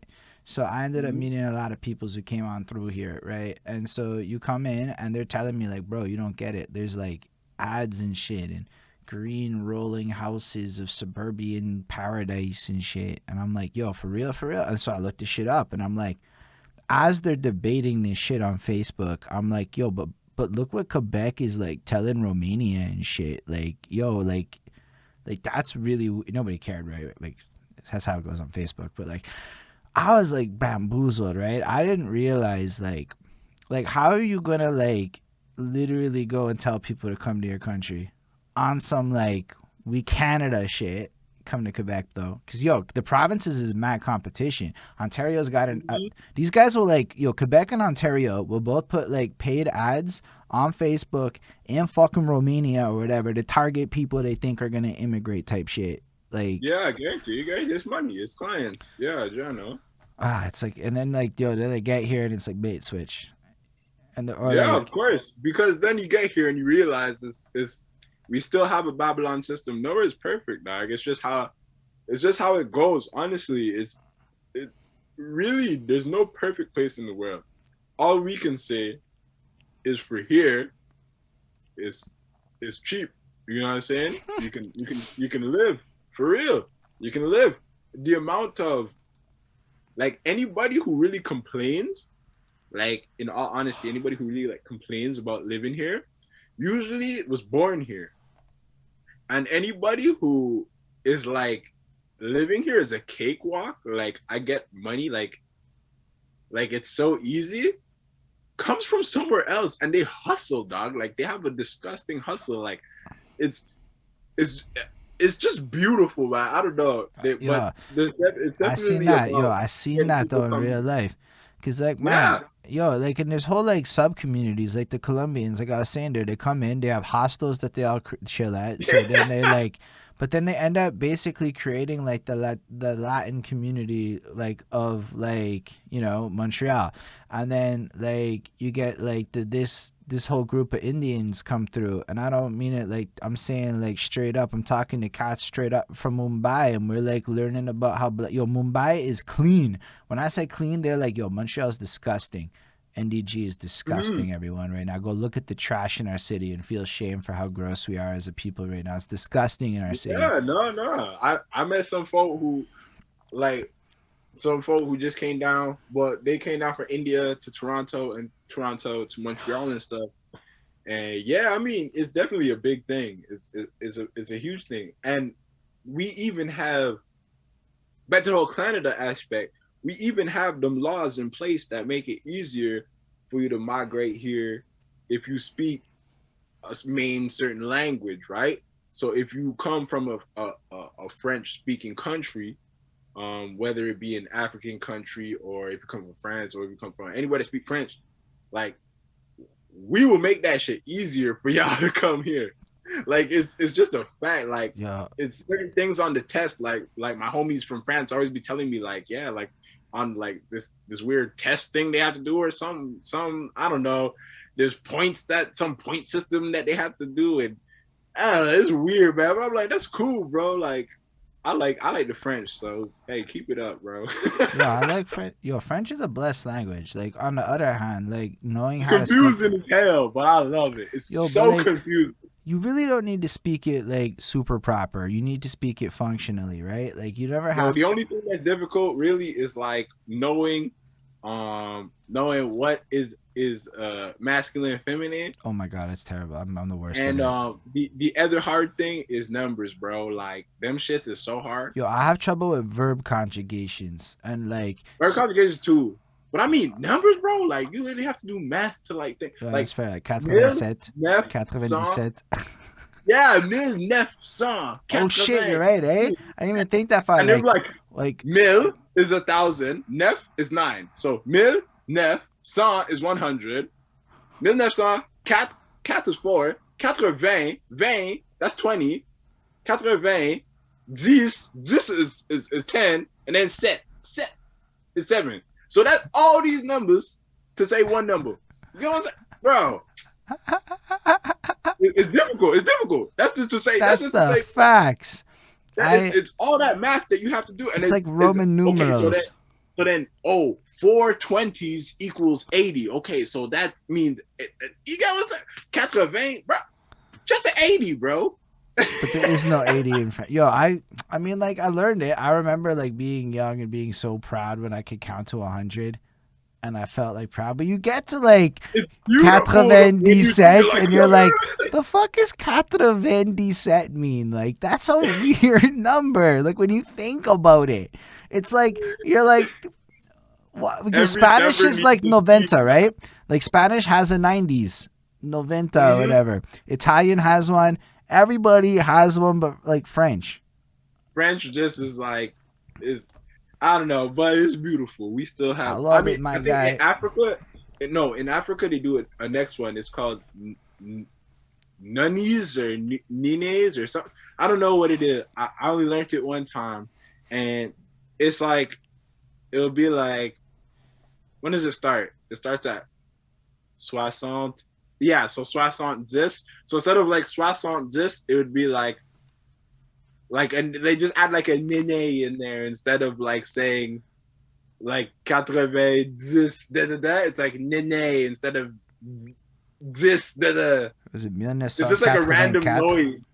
Yeah, they just like add like a nene or something. I don't know. It's a random thing, but I heard Africans do it, like folk from Congo and folk from I forget where the other ones were from, but it was Congolese folk was doing it.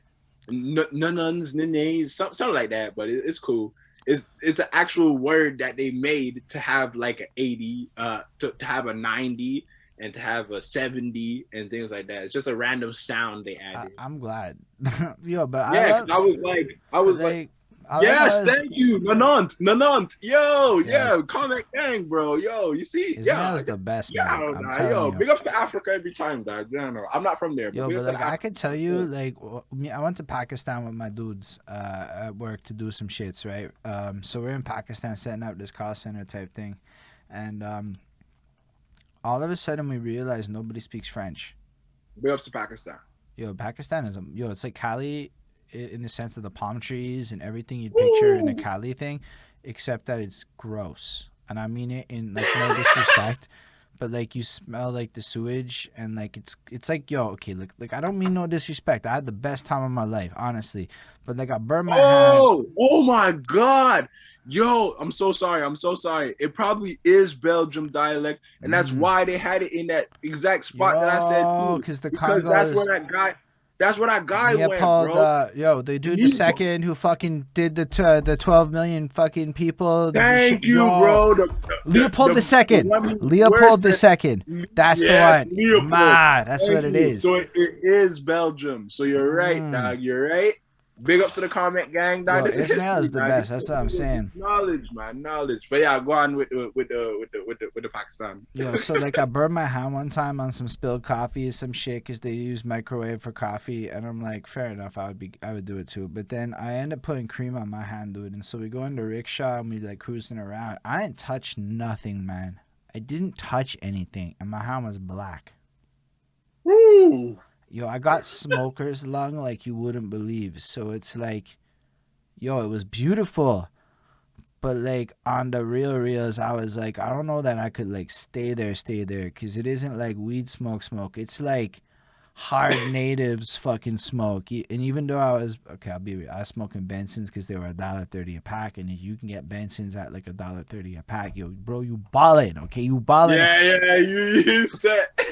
yo, you know what I learned in that place? I learned what it felt like to buy food for 8 people and drop like a fucking 20 on the table and be like big mans. And I'm like, yo, that's the future. That's it. I don't. Everything else is shit until I can do that again proper. All in due time. Just give COVID its time back. Yo, shout out Scribble. If y'all don't know Scribble, the man's got album dropping April 30th to watch for. The man's fucking dope. LA, I think. Yeah, he's LA. That's where he's at. Shout out to Scribble.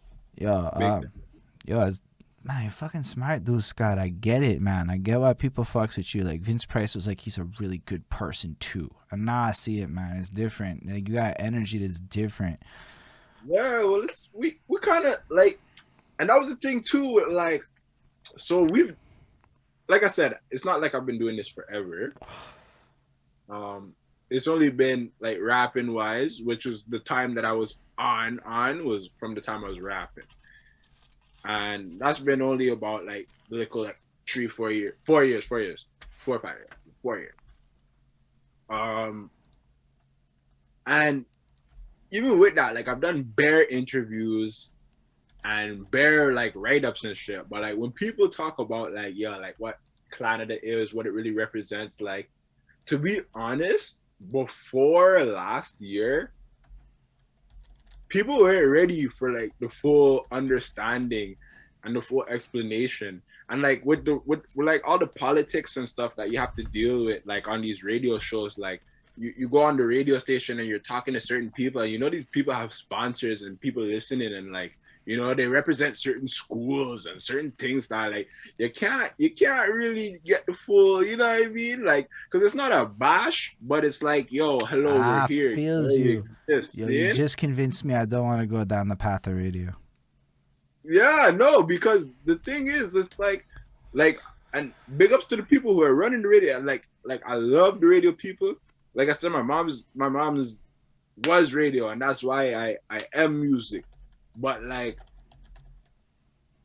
when we are in a certain system, a certain Babylon system, a certain Canada system, you understand? I fucking love the name, dude. Like I was like, I hoped we got here. We're in a certain Canada system. We're in a certain Babylon system.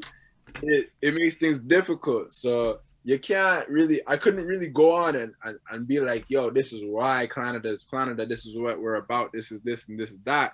But in the long run, that's what Canada really represents, you know, and it really represents like the culture of our standpoint on the south side of Montreal with the system we have to deal with. So it's like, you know, okay, you may be a minority because you're black or whatever, but yo, we're thrown out the window, we're double minority, dog, yo, because we English and we're black. You understand? So when the police pull us over, it's already smoke. But once they say Mont-Marton, da, and we say, what? Man, is throw the whole case out the window. We're done. You understand? We're done, bro. We're done. And this is just how it works. It's just a dope. You have to hold on. Like for y'all in Montreal, you just gotta imagine this isn't Montreal. You know, like this is where like, yo, you leave Montreal and that French English thing is different. It's different. It's really a separation. And you know, to the people, I mean, they really gotta understand, you know, it's a double minority. It's adding, you know what I mean? And we already see in Montreal how people are being treated. We already see it. We already see it with the indigenous community and black community and these and that. But then damn, like my homeboy who helped me learn a lot of stuff had just got mashed up by the police down there. And he a white man, but he English, you know what I'm saying? And the police mashed him up. And, you know, he about to take that to court and stuff. And it's crazy. Like, what happens when you take it to court, though? So my homegirl... I don't know nothing about my homegirl took it to court. And it's been 5 or 6 years since she took it to court. It's not done. Yeah, that's good. It's going to be what it is. And he's ready for that, and it's an understanding because, like I said, you got to know where you live. You got to know where you're at. You got to know where you live. You got to know where you're at. You got to know our system. But it's a Canada system. It's a Babylon system, and that is just the reality of what we deal with. So anytime we talk about Canada, that's really what it represents at the end of the day. And that's why it's so like, you know, like clan, like it sounds so like intense and so like, you know, but I saw the name and I'm like, I like it. I like the upside down fleur de lis too. I'm like, oof, you hit me in my soul, my guy. I'm with you. because and that's the thing too, like it's not anti Quebec. It's damn near like pro Quebec. It's like we rocking with y'all. We just want to show y'all that we exist too. So it's like, how could we have like the most Quebec logo possible by repping that we're English as shit? Like, how can we show y'all that we're with you? We just don't agree with everything. And it's like, damn, use the shit upside down because we rock with y'all. Just yeah. We just gotta switch it to a 180, and then we could talk about perfect. You know what I'm saying? But that's just how we felt. You know what I'm saying? Yeah, man. But I really appreciate it. Like, believe it or not, like, I don't think it makes sense for artists to not discuss this stuff. I know some people out there be like, yo, why do artists have opinions on this shit? And I'm like, how are you an artist and you don't have an opinion on this shit? It's just more my opinion. Like, how do you not like saying something? And that's the thing. It's always a circle, but it come back to the capping, bro. That's because a lot of people just want to cap. A lot of people just want to cap for the hopes of, you know, a future income, a future this, that. You know what I'm saying? So they just don't want to have no, hey, I had this view, I had that view, and it bit me in the ass. You know what I mean? That's fair. Views do bite you in the ass sometimes. Yeah, and it totally does. And I completely understand it. But I will always, if I was wrong about something I said in the past, it's just like, damn, like I grew past it, I was wrong. Or I just truly believe that, and you know, you're gonna have to accept my ignorance. But like it's gonna be, you know what I mean? Like I'm gonna stand by everything I say because I truly believe like a lot of it. I truly believe the stuff that I be, you know what I mean? Yo, I kind of like people into it a little bit. I love that about you. Like, I'm the kind of person that thrives on authenticity. Like, call it that. Like, you listen, I'm like 13, 14 getting into like hip hop, and they're all like, keep it real. I'm like, okay, what does that mean? I spent half my life questioning what keep it real means as a fundamental and ethereal statement, right? Because that's what hip hop taught me when I was in my formative years. And I took that as authenticity, right? Like, you're supposed to keep it real. And I'm like, all right, I'm going to just be real. That's a very weird life. I'm going to be real with you. It is a weird life to be real, as I'm sure you can imagine. But like, I don't know. I totally hear what you're saying with decapping. Like, yo, somebody dropped a track and is talking about heat getting cut off in the winter in Montreal. And I'm like, bro, what Montreal are you in? That's not legal here. I'm sorry. Like, don't be making songs that are that fabricated and expect me to empathize with your plight of Montreal. Because then who are you speaking to? It creates cognitive dissonance here. Like, the people here are like, that's not here you're talking about. So you're clearly not even from here type thing. Because, yo, everybody here knows between, like, November and, like, whenever, April, you can't get... It's just facts. Like, okay, there might be 7 fucking buildings over there that it happened to, and I'm mad sorry if you are, like, the one, you know, like... But, like, even if you don't pay your bill, it's, like, 'cause people freeze to death, so they didn't want that smoke. So they made it, like... That's Montreal, I know. So, like, if you're gonna insert that lyric into your shit... It really makes it hard for me to take you seriously as a MTL artist telling me about your struggle hustles. I would argue it is the cappiest cap thing I ever heard. Yo, I can deal with all the fake flex, okay? You can sell me things about internal fantasies and visualizations, and listen, I'll buy the bullshit and just believe it, okay? Fine, if that's what you really think. Even that, it's like, man, just say, I wanted this, I needed that, you know? Right, like, but then it's like, I'm with you. I can, but I can I live need a with watch. that. I need a dollar. I need a this. I need a that's okay, bro. Don't be telling me I got a watch. I got a dollar. Don't tell me and if I run up on you, you ain't got a dollar. Hey, you I gonna can, owe me a dollar next so I time I can run up like on you. live with that. But when you start describing my city in ways that like don't even like, yo, if nobody in this city lived your life, I can accept that a Oh, lot of big people. dog. Yo, shout out to my brother. Sorry, dog. I just gotta No say a shout worries. out to my little bro, dog. Big T dog right there, dog. And shout Sorry, out sorry. T Dog, Little bro, little bro. little bro. He's still my big dog though. I don't know. I'm just running with the names you're saying right now. Shout out Tokita underscore TNG. Big dog, big dog. But like I just look at it like, yo, that's the one thing where I'm like, yo, okay, like, look, I know that Montreal had a lot of hard, a real lot of hard that I never lived through, and so I can accept that there's a lot of things I don't understand. But don't make it so that even I can call bullshit on. If I can call bullshit on your rhymes, you've gone too far into capping. Alright, that's where I'm going with it. It's facts. It's facts. I mean, I'm just way too middle class for that shit. Okay, like. like I said, it's just how it goes. If folk, I don't know. We shouldn't need no capping in them three genres. Just them three. Those are the three only genres: in the punk, in the reggae, in the rap. Every other genre could cap, and it doesn't matter. Like it literally doesn't matter. You could lie about anything in any other genre of music, and it's flipping K dog Giano. It's it's all good. You can make a song about anything. You can make a song about a dragon, dog. It's okay in any genre, just not in these three, dog, because these three are reality music. See? And if that's the case, right? The only thing I can imagine then is so you're probably living a life that is not interesting. Then would be the opposite end of that like thing. Like why? Because here's what the thing is. Like I feel like I just do enough things in my life that I can just rap about things that I do in my life, and it's not boring. Because I mean, you might find it boring. Like that's totally fine. But like, I know what you're saying. I know what you're saying. I'm just like, be more interesting. If you like you know, like I mean, I don't know how that manifests, but like, yo, if you like birds, rap about fucking birds or some shit. I don't know. But that's what I'm saying too, because like that's the main thing.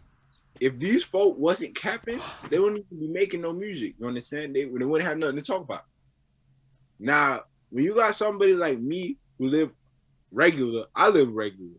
You understand? Like I said, I ain't making no trap songs. I ain't making no robbery track. I ain't making no like little regular robbery, yeah, but I ain't making no like kick no, I'm robbing drug dealer tracks. I ain't making no you understand? Like no capping. I never no did capping. that one time.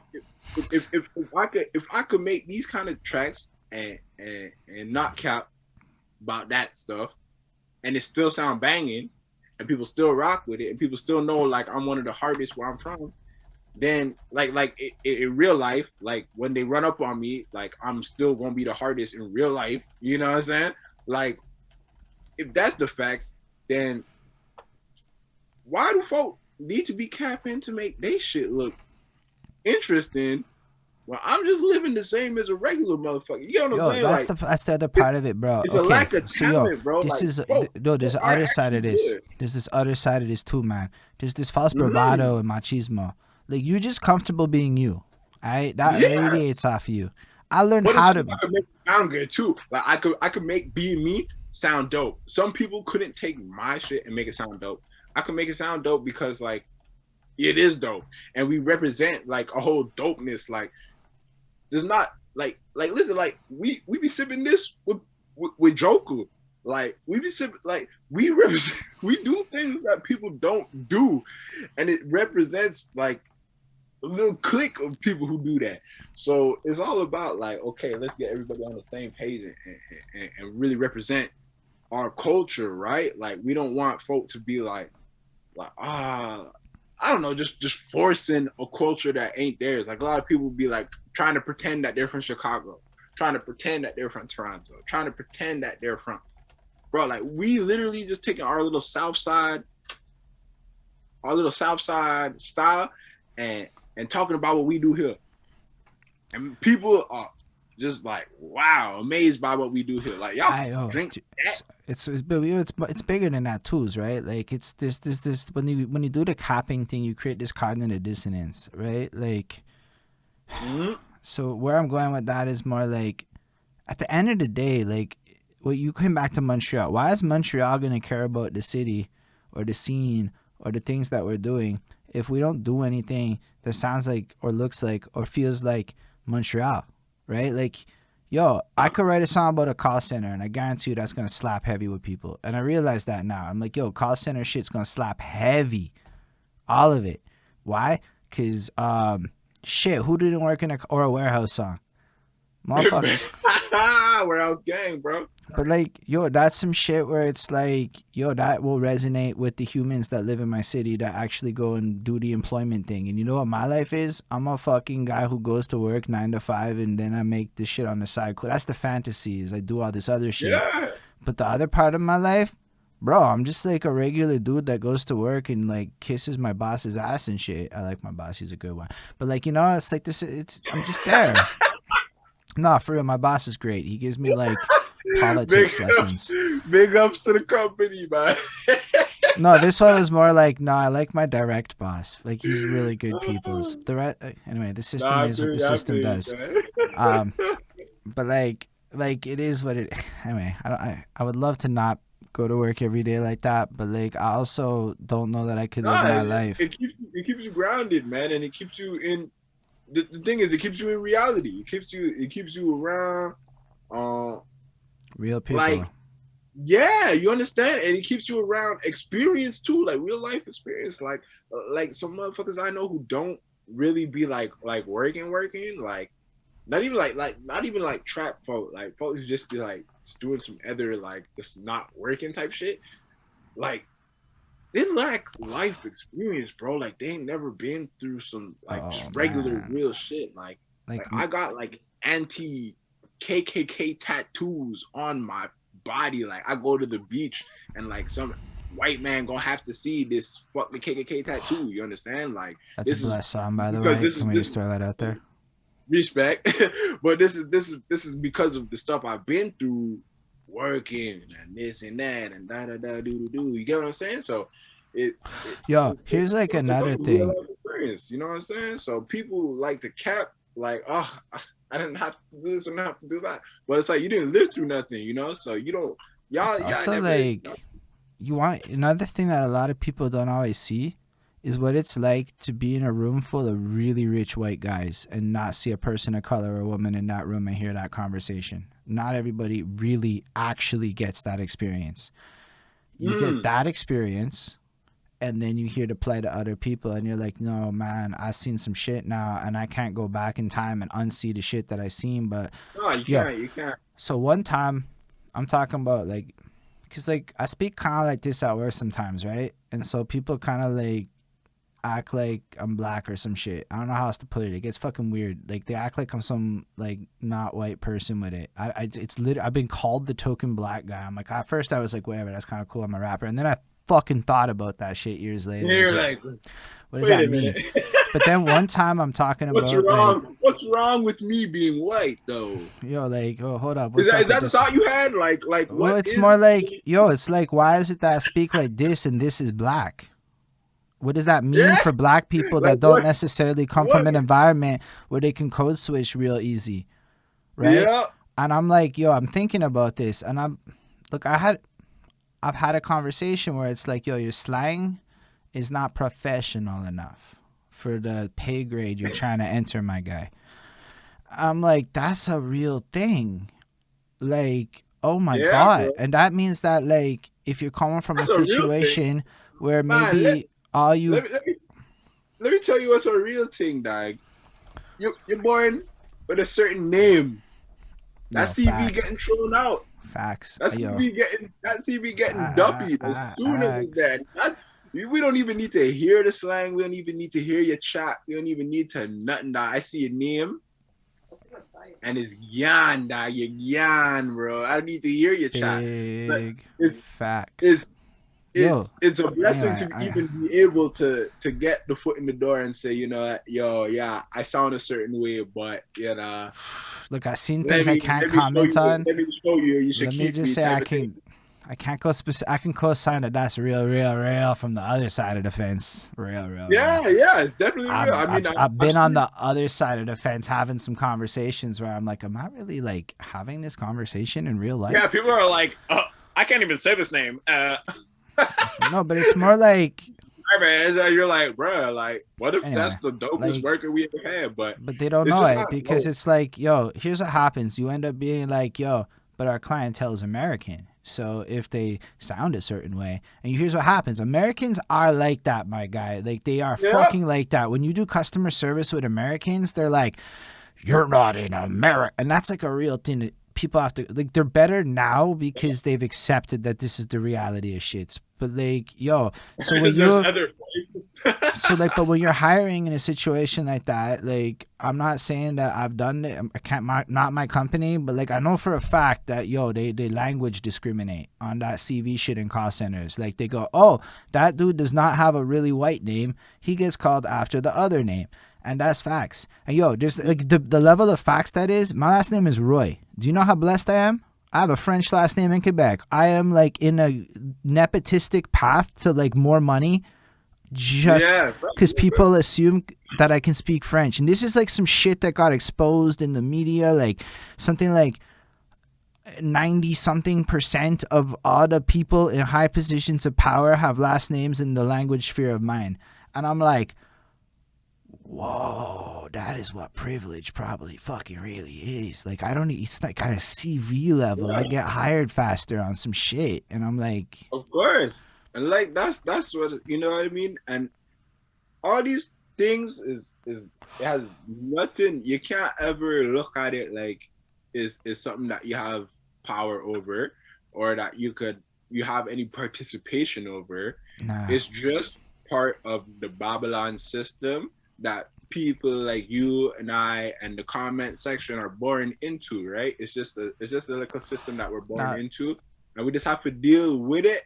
It's either we're okay with it or we speak up and maybe a change will come. But if we do our part and you know what I mean, just the fact that let me put it like this, just the fact that Canada ENT has gave a platform to me, Par, and Tizzy specifically. Like Mando is doing all the artwork. She's so incredible. She's done so much for us. A lot of booking, a lot of just management stuff. She's the queen. But I mean, like face wise, Par, Tizzy, DeusGod. When there is a certain population of motherfuckers in Montreal that if you say the word clan, the first thing that comes to mind is 3 black dudes. You understand? Wait, When you what? say clan, Is that a real thing?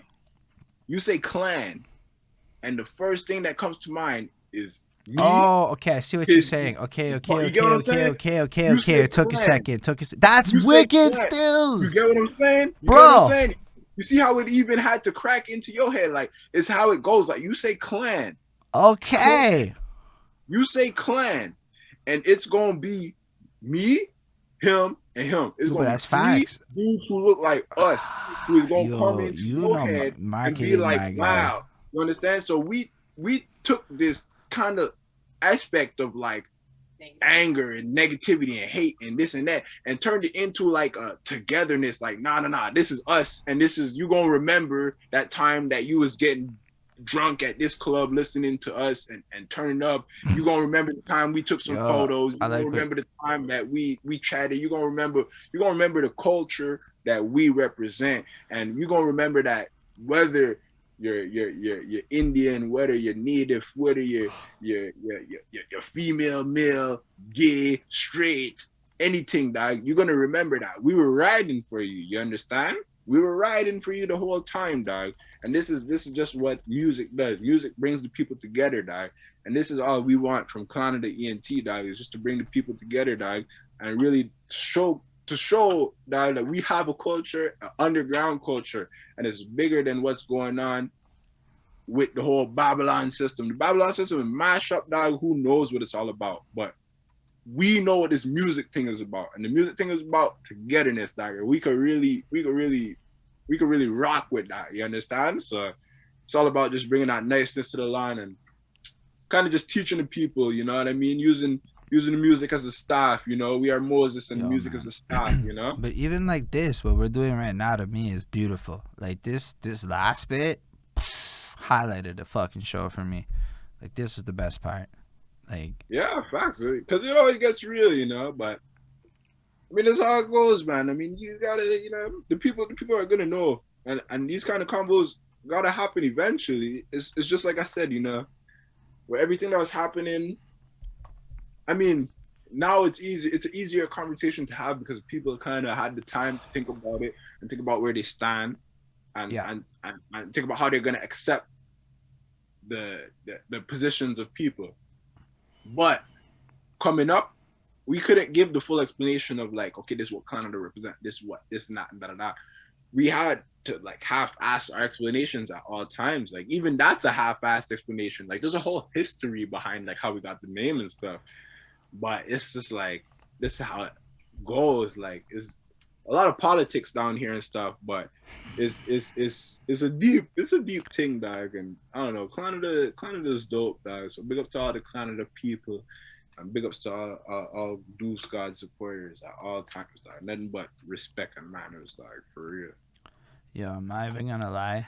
When you hit me up about the time, because he's like, yo, bro, it goes to 11. I'm like, well, it goes 2 to 4 hours. And, you know, leave it vague and let people tell me if they have some hard stop. I didn't expect it to hit 10:40. I didn't expect that shit, my guy. I'm fucking happy that this went this long. Hey, man, that's why we do it, dog. Yeah, you lucky took us my last beer, dog. I gotta go get some more beer just now. Nah, I mean, I think it's just on some real shit. Probably a good time to get to the wrapping up because we on a good energy.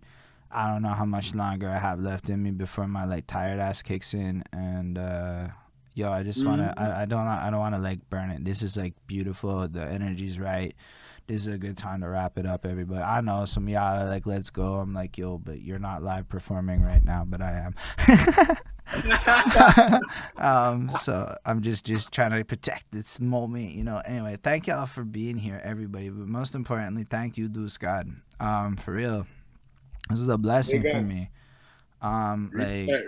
Respect every time, man. No, but for like real. Respect for you. Respect to you for caring at all. Because like I said, man, a lot of the people in the scene, you know what I mean? They front like they care, but you ask them who they're listening to, and the people them really don't know, they don't care, you know what I mean? So big ups to the people who are caring, big ups to the people in the comment gang, the follow gang, you know what I mean? Big ups to 27 Junk, Vince, Mando. Yes. Yo, the Z, I don't know, I can't even read the thing. Yo, somebody spelled it out like Zalmanel. Yo, he's fucking man cool. Yeah. Yo, he was like, yo, shout out Ismail.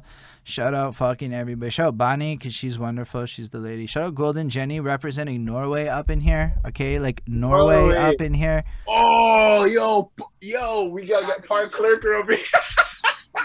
That's amazing. Yo, Park Clerker. Yo, listen, I'm going to tell y'all now, I don't even say Norway. I say Norwegia. Just so y'all know. Because y'all Norwegian, so you got to be from Norwegia. So that's amazing. Yo, but thank everybody though. For me, it's like super cool. Like on my end, yo, I haven't had a stream hit 20 organically ever. This is a big moment. Well, maybe one time. So this is a huge moment still. This hit 30 max viewers at one point. Like, dude, like, wow, that's a gift to me on my end at least. Like, you brought that many people's eyes, and I'm like, damn, dude, like, appreciate it in a huge way, kind of thing. Like, man, I could tell you, I am nothing out here. I am just a regular guy. I'm nobody out here. I don't know about that. The people that I rate and that I respect that have been doing this longer than me, man, they'll bring more too.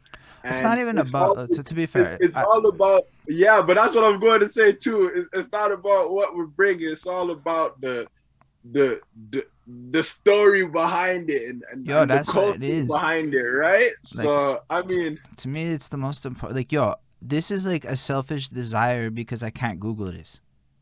I can't. yeah, and that's the beauty of these kind of because you can't Google these. These are combos, like And these are combos that yo, I had like like, Vince and I yo, have had these moments dude, I when we had kick it. like conversations with Justice McFly and Logix that, like, if we had done it on wax, man, everybody would have a different perspective. It would have been like, yeah, nah, these are And just I'm just different like, times.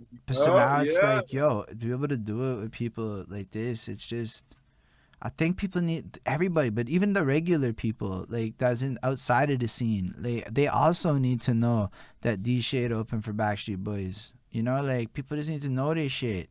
Just I opened for Tommy Wright the third yo, that's beautiful, my guy. That is and beautiful. Big Baby Scumbag. That's amazing. And nah, I ain't open for anybody else. Fuck everybody else.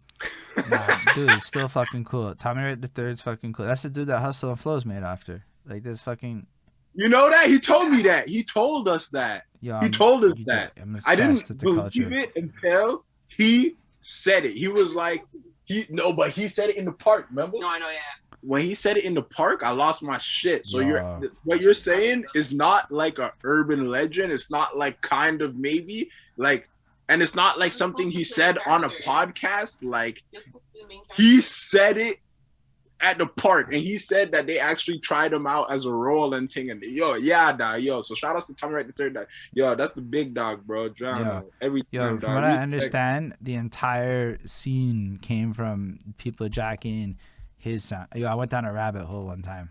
I was like, yo, because you end up on like these fucking like deep south fucking mixtapes, and you're like, they're like jacking each other's lines to like make hotter songs. And I'm like, whoa, that is one of like, everyone over here is like, yo, you can't even bite an X-Man's like, and I'm like, these guys are jacking other people's shit to make it hotter.